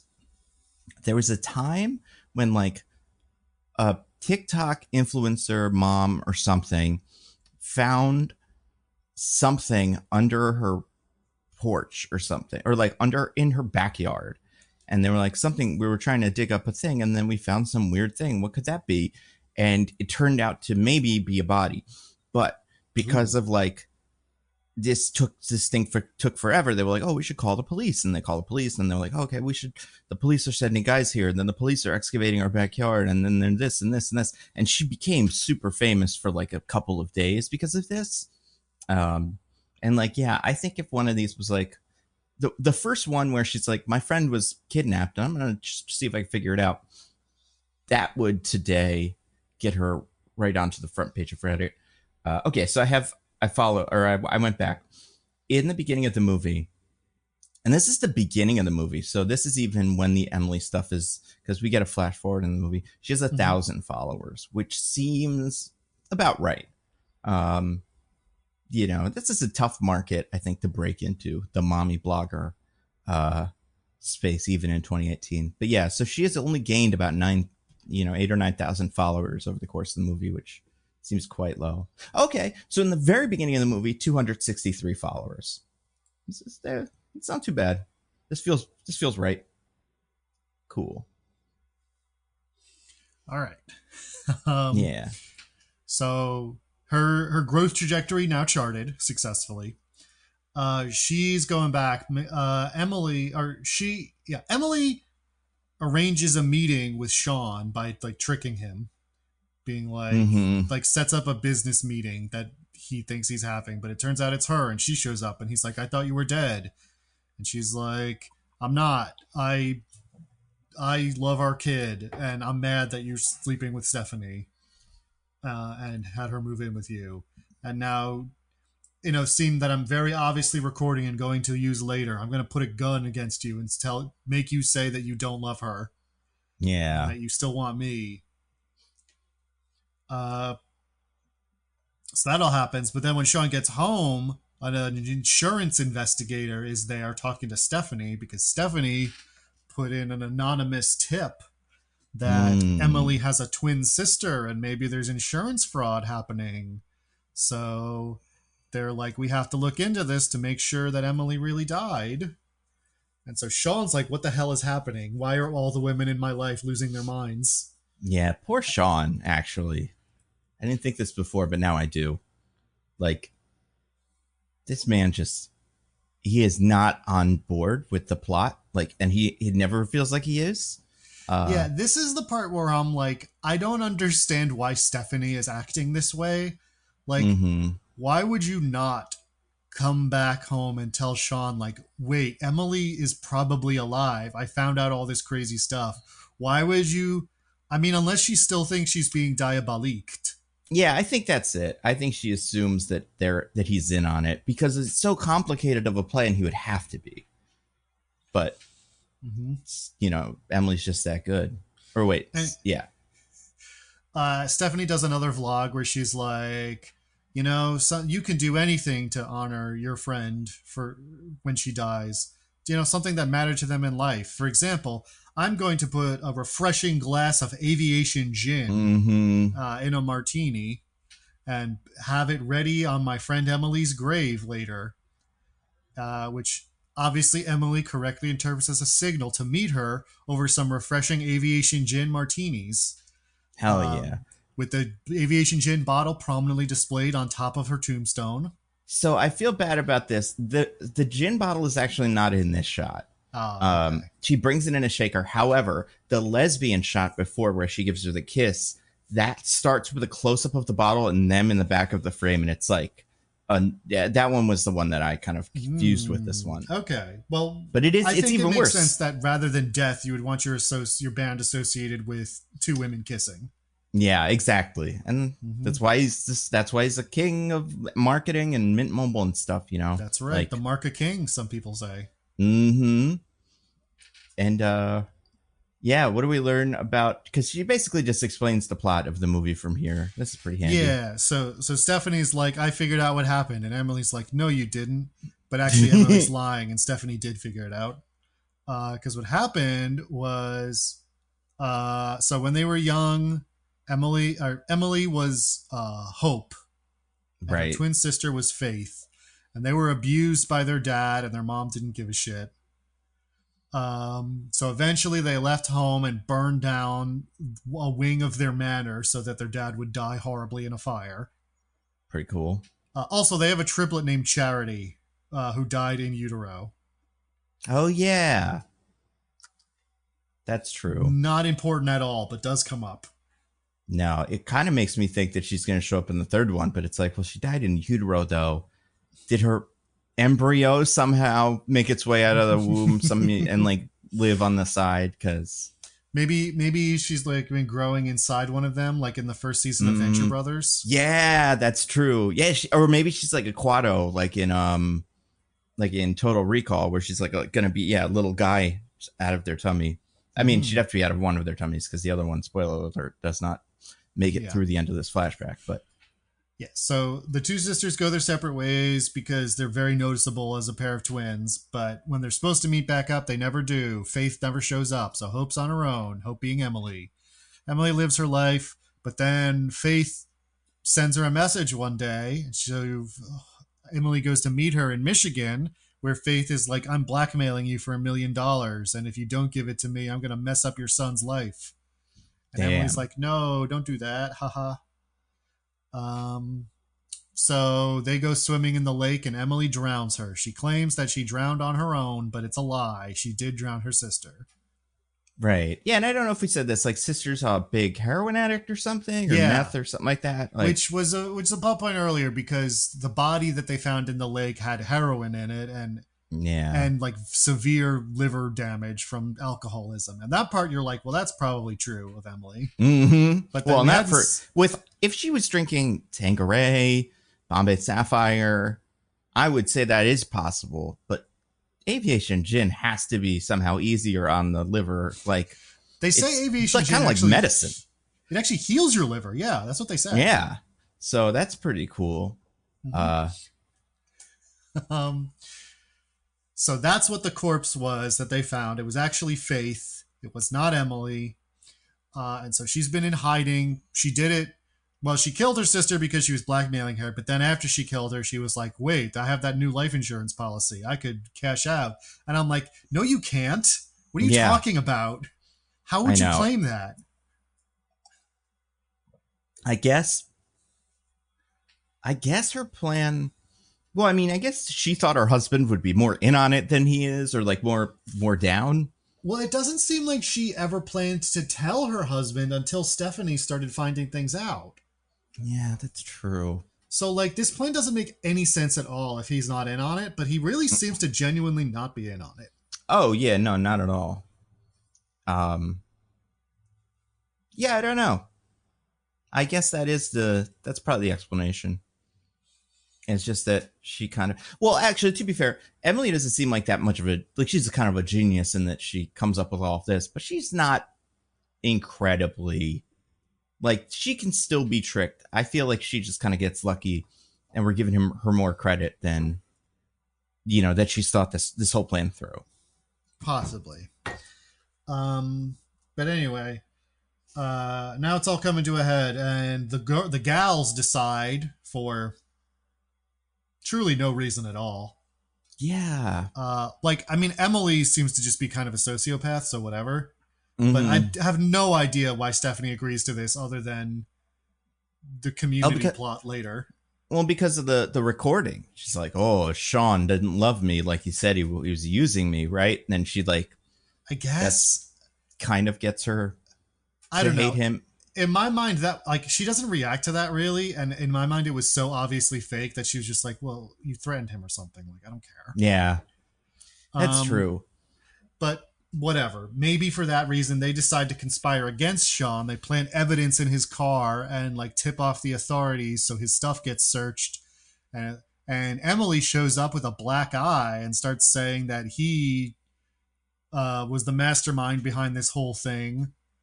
Wow. And, like, tried to kill her or whatever, and killed her twin sister, or forced her to kill her twin. I forget exactly what she says. Basically, they're trying to pin it all on him. Yeah. And he's losing his mind because he's like, what did I even do? And I'm like, I'm kind of with you, Sean. Why is any of this happening to you? Sean seems like a guy. I mean, listen, it's weird that he had sex with her, but also he's clearly been in a loveless marriage, and he's dating this craziest woman on earth because she, like, we also found out later that she, like, stole his mom's ring for fun to fuck with him, kind of, and then had sex with him in an airplane. Mile High Club, baby. Yeah, so it doesn't, I don't know. Yeah. So yeah, I mean, it's a little weird, but again, he seemed to genuinely believe that Emily was dead, so it's not like he thought he was cheating on his wife or anything. Mm-hmm. And then when Emily is back alive, I also think he's like, because he says, like, I never loved her. I only with you. Like, A, you're right. She's got to make on point. And then B, I feel like he's like, oh, you're back alive. You're, I'm, for whatever reason, like, hypnotized by you. So, I don't know. Yeah, Stephanie's gotta be a little easier on this guy. I don't know. He sucks. But anyway, his life is spiraling out of control. And then... trying to remember exactly how this final confrontation goes. Well, first, Emily, what's her name does a little video. Stephanie goes on video and is like, let's go fucking do cool shit. And we don't, like, see that much of that, but we do see she has 40,000 followers now, crushing it. Ooh. Yeah. I think she's just, like, doing, let's do some stuff. And also, like, I know, a lot of crazy stuff is happening in my life. I don't know, guys, please. Whatever. But anyway, Sean goes to his house, and Emily's there, and he's like, why are you ruining my life? And she's like, I felt like it. Yeah. But then Stephanie shows up with a gun. What? And she's like, you're both crazy. You, Sean, never loved me, and you, Emily, everything you've done. It's honestly insane. And I'm really upset about all of it. You killed your sister and your father, and you're a crazy person. And Emily's like, no, I'm not. And then Stephanie shoots Sean. What right happens to him? And then blood pops up on his blood. shoulder, and then he Oh, falls down. that's as much as I need to hear. Mm-hmm. Because he's bleeding. Mm-hmm. Or I think she shoots him in the heart. Like no, she gets him in the shoulder. Oh, in the shoulder. Like okay, she gets him on like on the side where your heart's not expected to be. Right. So like but also for some reason they give this shot the sound of like a silencer, even though it's coming out of a revolver, and he just he dies like he's on a not a sitcom, on a soap opera, like just falls right over. Good. Yeah. And Emily's like, oh no, I killed my sister and my father. Just kidding, psych. I know you're not really dead. And I know that you guys had mics in here that the police hid. And I called them and made the police go somewhere else, so they're not right outside. Go get all your silly chorus of moms. They go to the right. They go to Andrew Rannell's house where he's smoking weed. Mm-hmm. So she's like, I knew all about this and I ruined your plan. Haha. And then she takes out a real gun. Yep. And is like, I'm going to leave now after I steal all the money. And Stephanie's like, no, how could you? And she's like, haha, because I'm so evil. I killed all those people and now I'm going to shoot my husband, and shoots Sean in the shoulder for real this time. Yep. And I will say, good on the production for this movie, where it looks different and gnarlier than the other shot. And it sounds different. It sounds very like gun. And he like just falls over, but doesn't die. And it's just like, fuck. And that's correct. Mm-hmm. Yeah. Stephanie's like, oh man, we did this better. Like if you came on the vlog and committed and like admitted to all of your crimes, wouldn't that be so cool? And Emily's like, that would be cool, but it's not going to happen. And now I'm going to kill you. And Stephanie's like, actually, it did happen. I have a nanny cam and my little button on my dress here, and I've been recording this whole time. So now everyone knows about all the crimes you did. And she's like, damn. Oh no. Wait, is California a one-party consent state for recordings? Great question. And Stephanie's like, yeah, it is. And Emily's like, fuck. Okay, good. Yeah. I was thinking about that as you said it. I hadn't looked up before. And this is the Community episode where just like there's plots on plots on plots at the end here. Everyone's conspiring with everyone else. Mm-hmm. Secret gun isn't a real thing, but then that guy has a gun and that is real, but then maybe it's not real. I mean, by this point, it's real. And by the end, it's hard to track who is actually working with who. It's a mess. This ending's kind of a mess. I will say one more follower update. We do see her vlog when she's doing this, and she now has 110,000 followers. So I would think the live murderer confession would get a lot of traction. Yeah.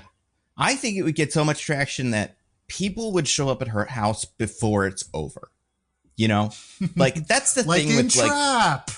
Yeah, exactly. That's the thing with true crime these days. Like people don't fuck around. Like the true crime fans all think that they're Columbo and they're all going to go to the house. I mean, I don't think they would like warn Emily, although maybe there is a faction of fans that's like pro Emily in this case. I don't know. The girl boss gatekeep gaslight faction who are like, Emily did literally nothing wrong.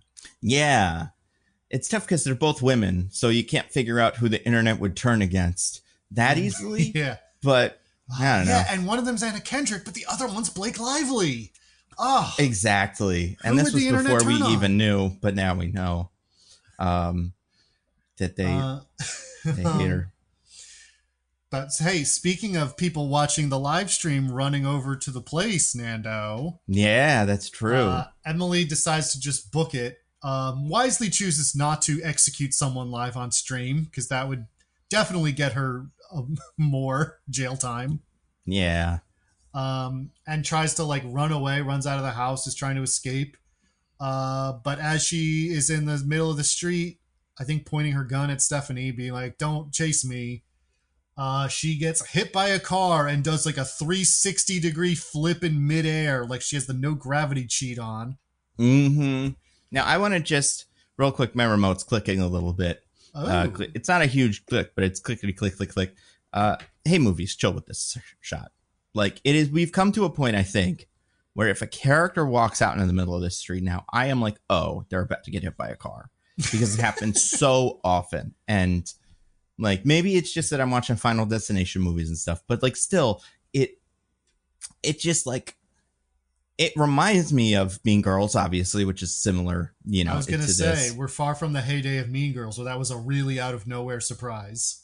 But yeah, now I see someone walking in the street, not look at the cars to see if there's cars, and then boom, car.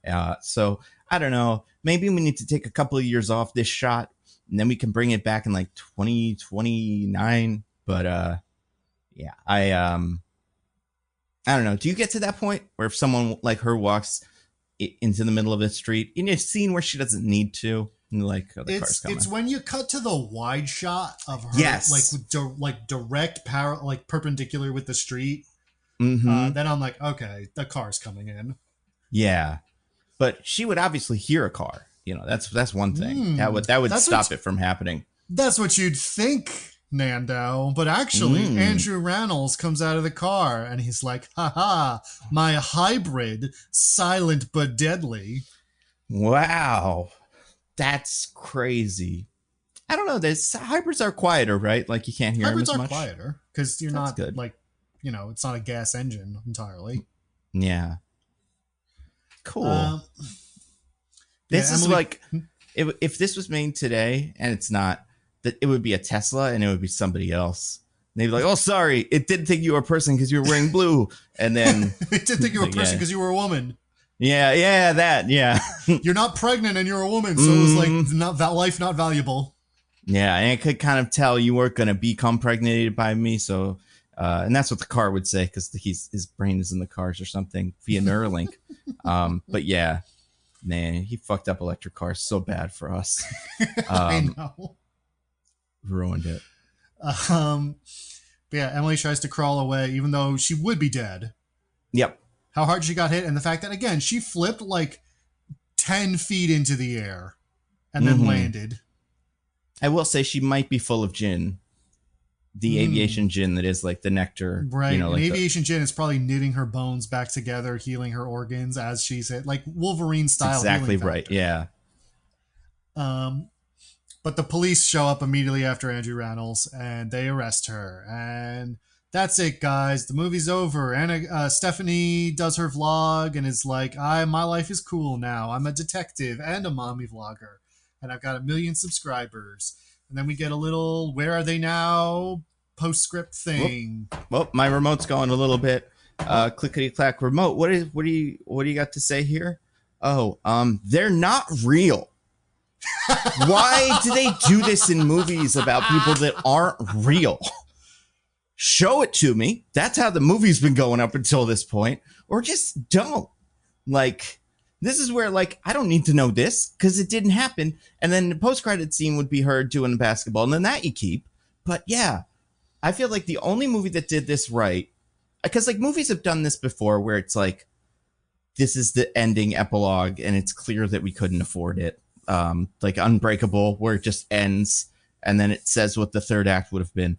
But Theater Camp, I would say, did this well, where it was like kind of, it did all this stuff, but it was all jokes and like, I don't know, it just feels so like, and then she solved a lot of murders and sold her thing. What is the point of any of this? And I hate it. I don't know. It's weird. You were going to bring up another point that I found very confusing, which is in this epilogue thing. So Sean is a professor at Berkeley now and lives with his son, and they're doing cool. And Emily's in jail for 20 years, but is adjusting well. And I'm like, and Stephanie has her mommy vlog and is dating someone in New York City. And I was like, okay, so wait. So Sean and Emily aren't together anymore. Yeah. Sorry, Sean and Stephanie aren't together anymore. But that last vlog was very clearly in Emily and Sean's house. Oh, yeah. So, like, did she buy it from them? Like, what's going on? I would say that. That's my guess. Because now she, like it says, she sold her blog to Condé Nast and, like, it's becoming a morning show. So, if she didn't buy that house, she bought a similar enough looking house. Um, yeah, I bet that's the explanation. And good for her. Good for her. She But solves yeah, murders. she does. She's solved 30 cases, it says in that little epilogue. Good That for would make her. her like the greatest detective ever. That would Detective make solve her. like 3 cases in their lives. Yeah, the average police officer solves about -2 murders a Yeah, I year, was gonna which is say to say they don't solve any and they kill 2 people. they cause a few, yeah. And but yeah, and that's weird to me that they did that. Mm-hmm. But it's fine. I just really don't like this. I think it's annoying. Also, 20-year sentence seems low for her. For 2 murders? Yeah, definitely. For 2 murders and 1 attempted murder on camera. Like, Mm-hmm. maybe it was harder to prove the other At, two because you had this weird confession, but yeah. At I don't know. minimum, aggravated assault. And she faked her death, right? Like, that is also a Yeah, crime. insurance fraud, also a crime. Yeah. If anything, that'd be what get her, because the company would be like, you almost took money from us. That send you right to jail. But yeah, the judge would be like, you took human lives, which is bad enough, but worse of all, you attempted to take money from a corporation that you didn't deserve. yeah, evil, evil. Now I know what everyone would turn against her, but also maybe now she's cool. Maybe we would be like, she's our Luigi now. She tried to fight the corporation. I don't know. Uh, but yeah, Hey, that's a simple favor, everybody. that's a simple favor. Weird little movie, but I can see why it was popular, and I'm very worried about the sequel. I have no idea what the sequel could be. I mean, it probably doesn't take place 20 years in the future, so I assume part of it is she got out of jail. That's interesting. Or maybe, I'm assuming like you said, maybe the third triplet is real and it's charity that Stephanie's dealing with now. Yeah, that would be something. And yeah, I guess this would probably still be interesting. I don't know. We'll have to see it. We'll find out. I will probably watch it one of these days. Do you think there's more incest in the second one? I mean, with who, right? She doesn't appear to have much more family. All of her family is dead. Well, maybe someone else does some incest. That's true. There could be more incest. Who could it be? I mean, it could be Sean, right? We don't know what his family's like. I mean, his mom broke her hip, so that's out of the picture. But yeah, another. Well, how did she break her hip? That's a great question. Yeah, that's probably what it is. Probably explaining that. Yeah, I don't know. I imagine there will be. I think this feels like the kind of sequel where you up all of the ante, but you don't leave out something that may have been the secret sauce in the first one. Like you put the incest in, and that's why everyone tuned in.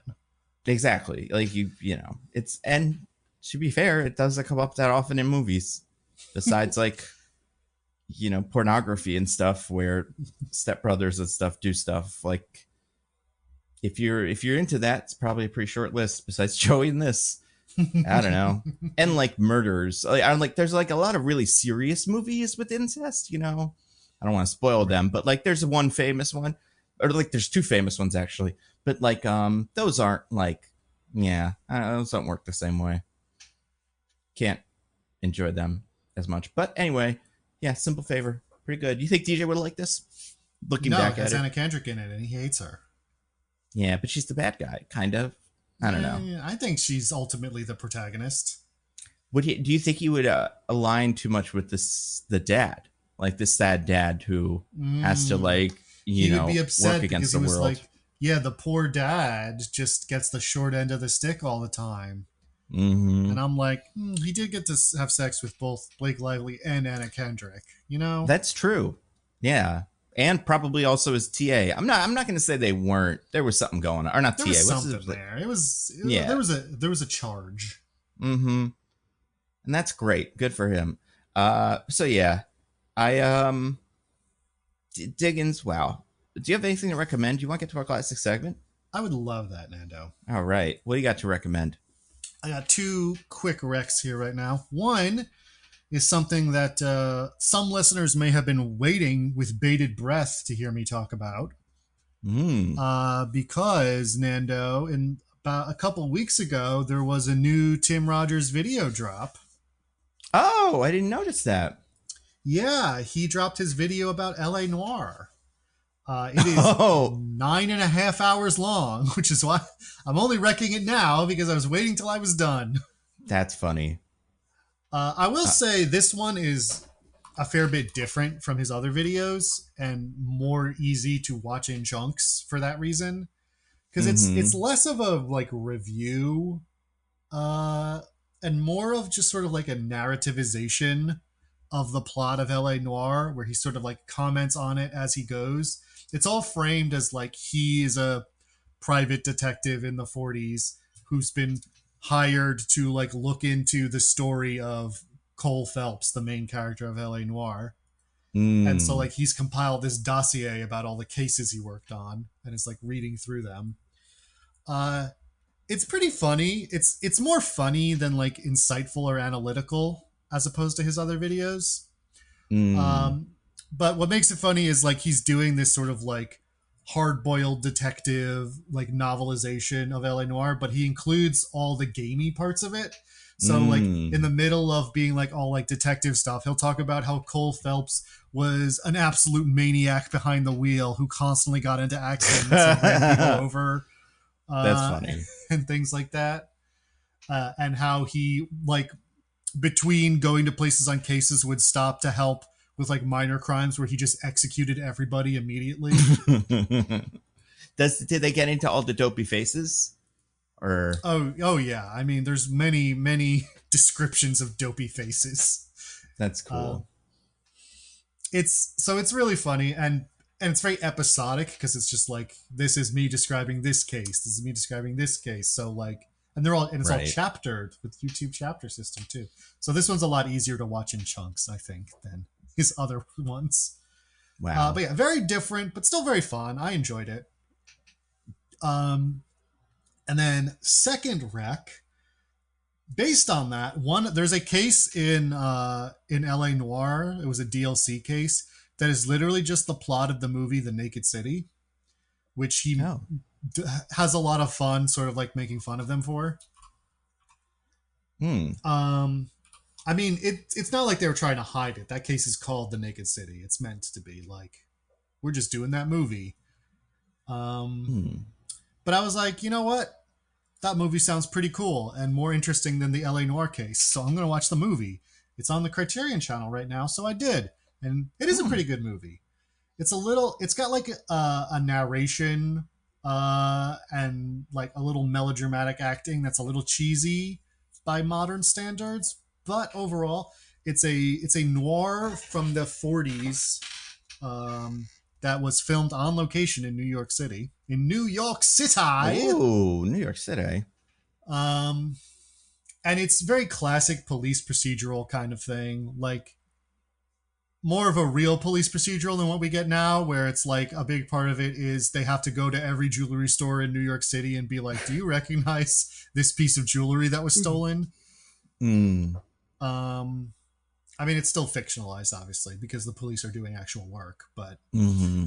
um, but no, I think it's a really fun. I'm just a big sucker for detective stories and mysteries and film noir type stuff. So I really enjoyed it for that reason. So if you have the Criterion channel, The Naked City, it's on there now. Well worth watching. Very famous movie. What about you, Nando? Anything to rec? I watched two things this week that are new that we haven't talked about yet. There's a lot of stuff that I have to get to, like we said before the show started. Still have not watched Arc 3 of Andor season 2. I'll Yeah, me probably have watched either. that by the time we watch the next one. Haven't watched Mm-hmm. any Poker Face, which just came out last night or the day before or something. Oh yeah, Probably watch some of that. I don't know. Did they drop the whole season or are they doing one at a time? they did Um, 3 episodes, and okay.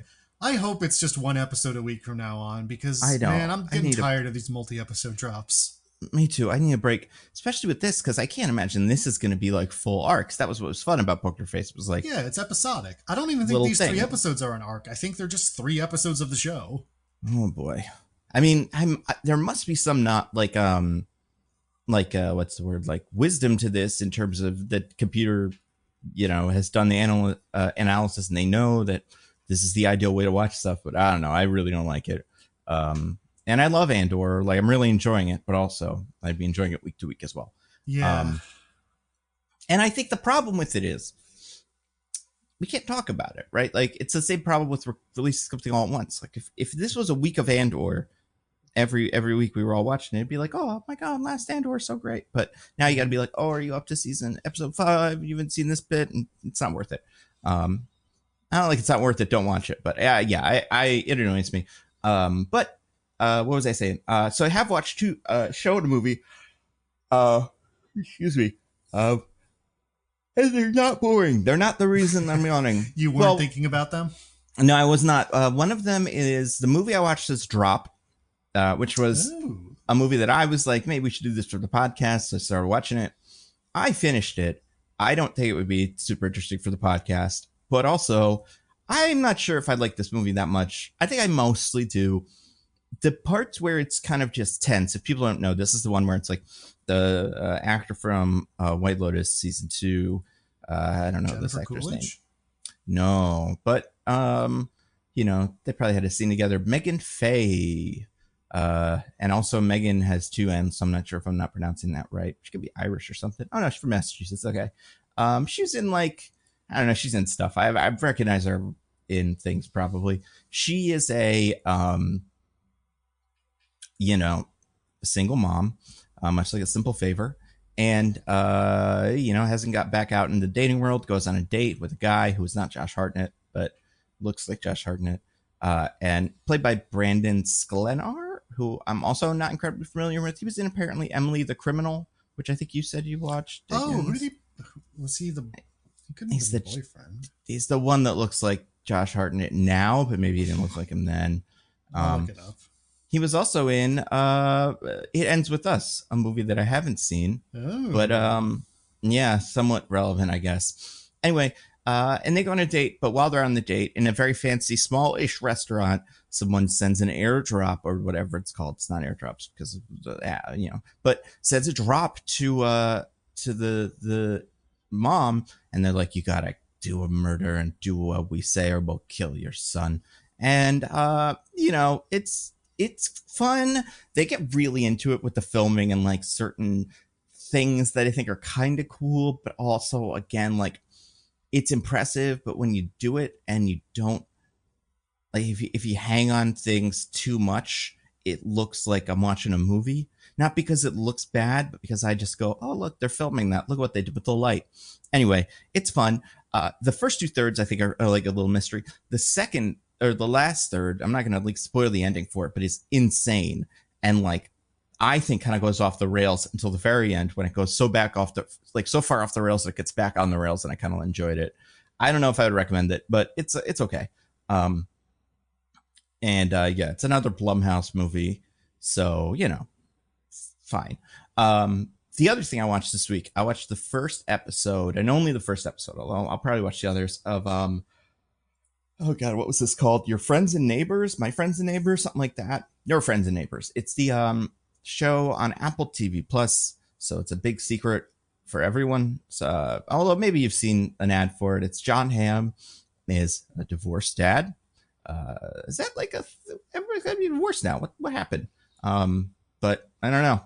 He is a divorced dad who is a finance guy, and but also now that divorce everything, his kind of life is crashing down around him. And he lives in a fancy community with fancy people who all take their fancy lives for granted. And because of his divorce and other things that are happening to him, he's like, I'm going to be broke. My kids want drum sets, and they need braces and stuff. So then he just starts, and this is the conceit of the show, robbing the other rich people because he's like, I can get away with this because nobody thinks that a guy like me would do a robbery. Now, obviously, there's no way this will last. Like, it's very clear the way he sets it up. I know. Like, the first episode is pretty entertaining. I would say like anybody could watch just the first one and I think get into it. But like, without spoiling how it goes, he immediately gets caught. But like, I think what he realizes is he's bulletproof, like nothing, because he looks like a dad. He's fine. But like, I could see how this character's in for some trouble. But I think it's kind of fun. Originally, also, I was like, oh, this dad is like the John Hamm character is just really unlikable, and he is because he just monologues constantly, like you know Don Draper. But it's annoying because it was kind of annoying when Don Draper did it, but that was also kind of new, and now everybody does it. But it's based on a book, so I assume that stuff I think it's based on a book, so I assume that stuff is baked into it.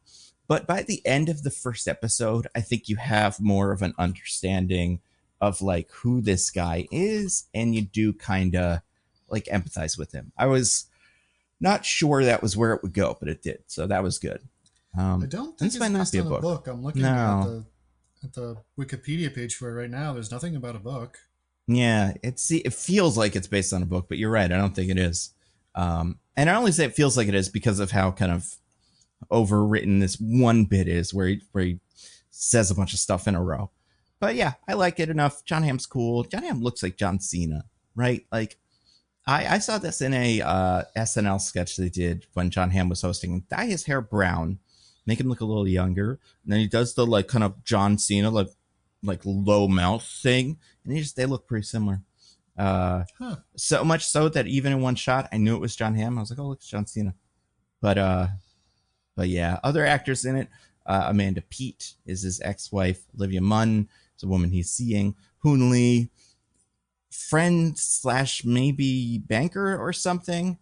Cool voice guy. So yeah, you know, it's on Apple TV Plus. So if you have that, you can watch it. I think if you like the first episode, then you'll probably enjoy it. That's my guess. I have only watched the first episode, but that's not bad. Yeah. What are we doing next week, Diggins? What do we got? It's a good question. What are we doing next week? Something comes out this week, right? Maybe not. Because I feel like we would have to have seen stuff for it if something was coming out like unless today. You want to do Fight or Flight. I mean, that does look fun. Josh Hartnett movie. Yeah. Have you seen any trailers for that? That looks pretty cool. I have not. It like, I think, I don't know, I don't want to say it, but it has the vibe of a different movie than what I expect from just like looking at the poster. And I was I was pleasantly surprised when I saw the trailer. But yeah, there's not a whole lot else out, I guess. I guess some of these movies, like these, you know, studios, you got to give a Marvel movie a couple weeks. When does Lilo and Stitch come out? Is that next week? It's in 2 weeks. Yeah, it's the end of May, I believe. 23rd. So then when's Mission Impossible? Is that next week? I don't know. Oh, man. That's also that week. So that's going up against Stitch. That'd be kind of embarrassing. But I mean, if it loses to Stitch, but it probably will because the kids love that shit. Oh, when's that? How to Train Your Dragon movie that that's coming soon, right? No, that's June. Oh, Final Destination. When's that? That's got to be in a week. That has to come out before those other ones. Or that's next week. So yeah, I don't know. We can. I mean, maybe we do another simple favor and we just don't tell DJ not to watch the first one and see what he gets out of it. Fun. Yeah, unless he's already seen it, which is possible. I mean, this is a popular movie, and you know, could have made it into his sphere at some point. We'll figure that out. But and maybe we'll do some debt, but we didn't do it this week because DJ wasn't here. Because he is doing whatever it was we said he was doing. Finding the wheel or something? Maybe? I don't remember. Maybe he's just disappeared, you know? Yeah, that's probably it. Without a trace, he said he was going to Florida, but then when we checked, he wasn't there, and now we don't know where he is. Yeah, that's true. Well, Diggins, do you have anything to plug? Any plug this week? Nope. What about you, Nando? Videos. I put out 2 videos. One is I guess I put out my Thunderbolts review, I think before this, but on Nebula now is my who will join Daredevil's army of guys that he sets up at the end of this season, and it's just kind of about the myriad of heroes from all of these movies and shows that Daredevil has interacted with and the likelihood that they would help him. So like there's guys like Elektra, it's like she's dead, but you never know. And then there's guys like She-Hulk, and it's like that would be weird if she showed up for this, but it would be cool. So just going through them. And that is on Nebula now. And then my other video about the MCU presidents is on YouTube. The God Awful Presidents of the Marvel Cinematic Universe. Doing well, I'm sure. People, if you're subscribed to the channel, have seen it. Working on some other stuff. So we'll see when that stuff comes out. But that's all that stuff is on Nando Movies. Ooh, I also am on this, so this will definitely be out before next week. It's called Topom. I mean, I don't know if people call it that, but it's the only podcast about movies. It's from a different universe where there's only one of those. Interesting. Yeah, it's with one of the guys from Extra Credits, and his co-host, and then we talked about Thunderbolts. So it was interesting. We talked about like kind of a lot of it was about the meta picture of like what Marvel means and how it actually, I don't know what this says about it. And the co-host is not a humongous Marvel fan, so it's interesting to get his opinion. Who could possibly not be a humongous Marvel fan? I know. I mean, and then this day and age, like it's just all, it's all you need. It's the best entertainment there is. But and now it's back, so everyone loves it again. But yeah, so that will be out. If it's not out yet, it'll be out soon. So back until Fantastic Four comes out, and it turns out it's bad. That's true. Well, the Ironheart show maybe will come out between now and then, so then it'll also be gone. It's weird how little advertising that's gotten, but it does seem like the Marvel marketing campaign for Thunderbolts has just been nonstop. Like they're still doing interviews. They're tearing down all the posters, putting up new posters. I was going to say, they decide if you haven't seen the movie yet, then fuck you. Yeah, that's, you know what? That's great. So that will be out soon if it's not out already. You can find that on your podcast platforms and stuff. Until next week, I'm at Nando View Movies on Blue Sky and Twitter. I'm at C Diggins exclusively on Blue Sky. Goodbye, everybody. Goodbye. Bye. We love you.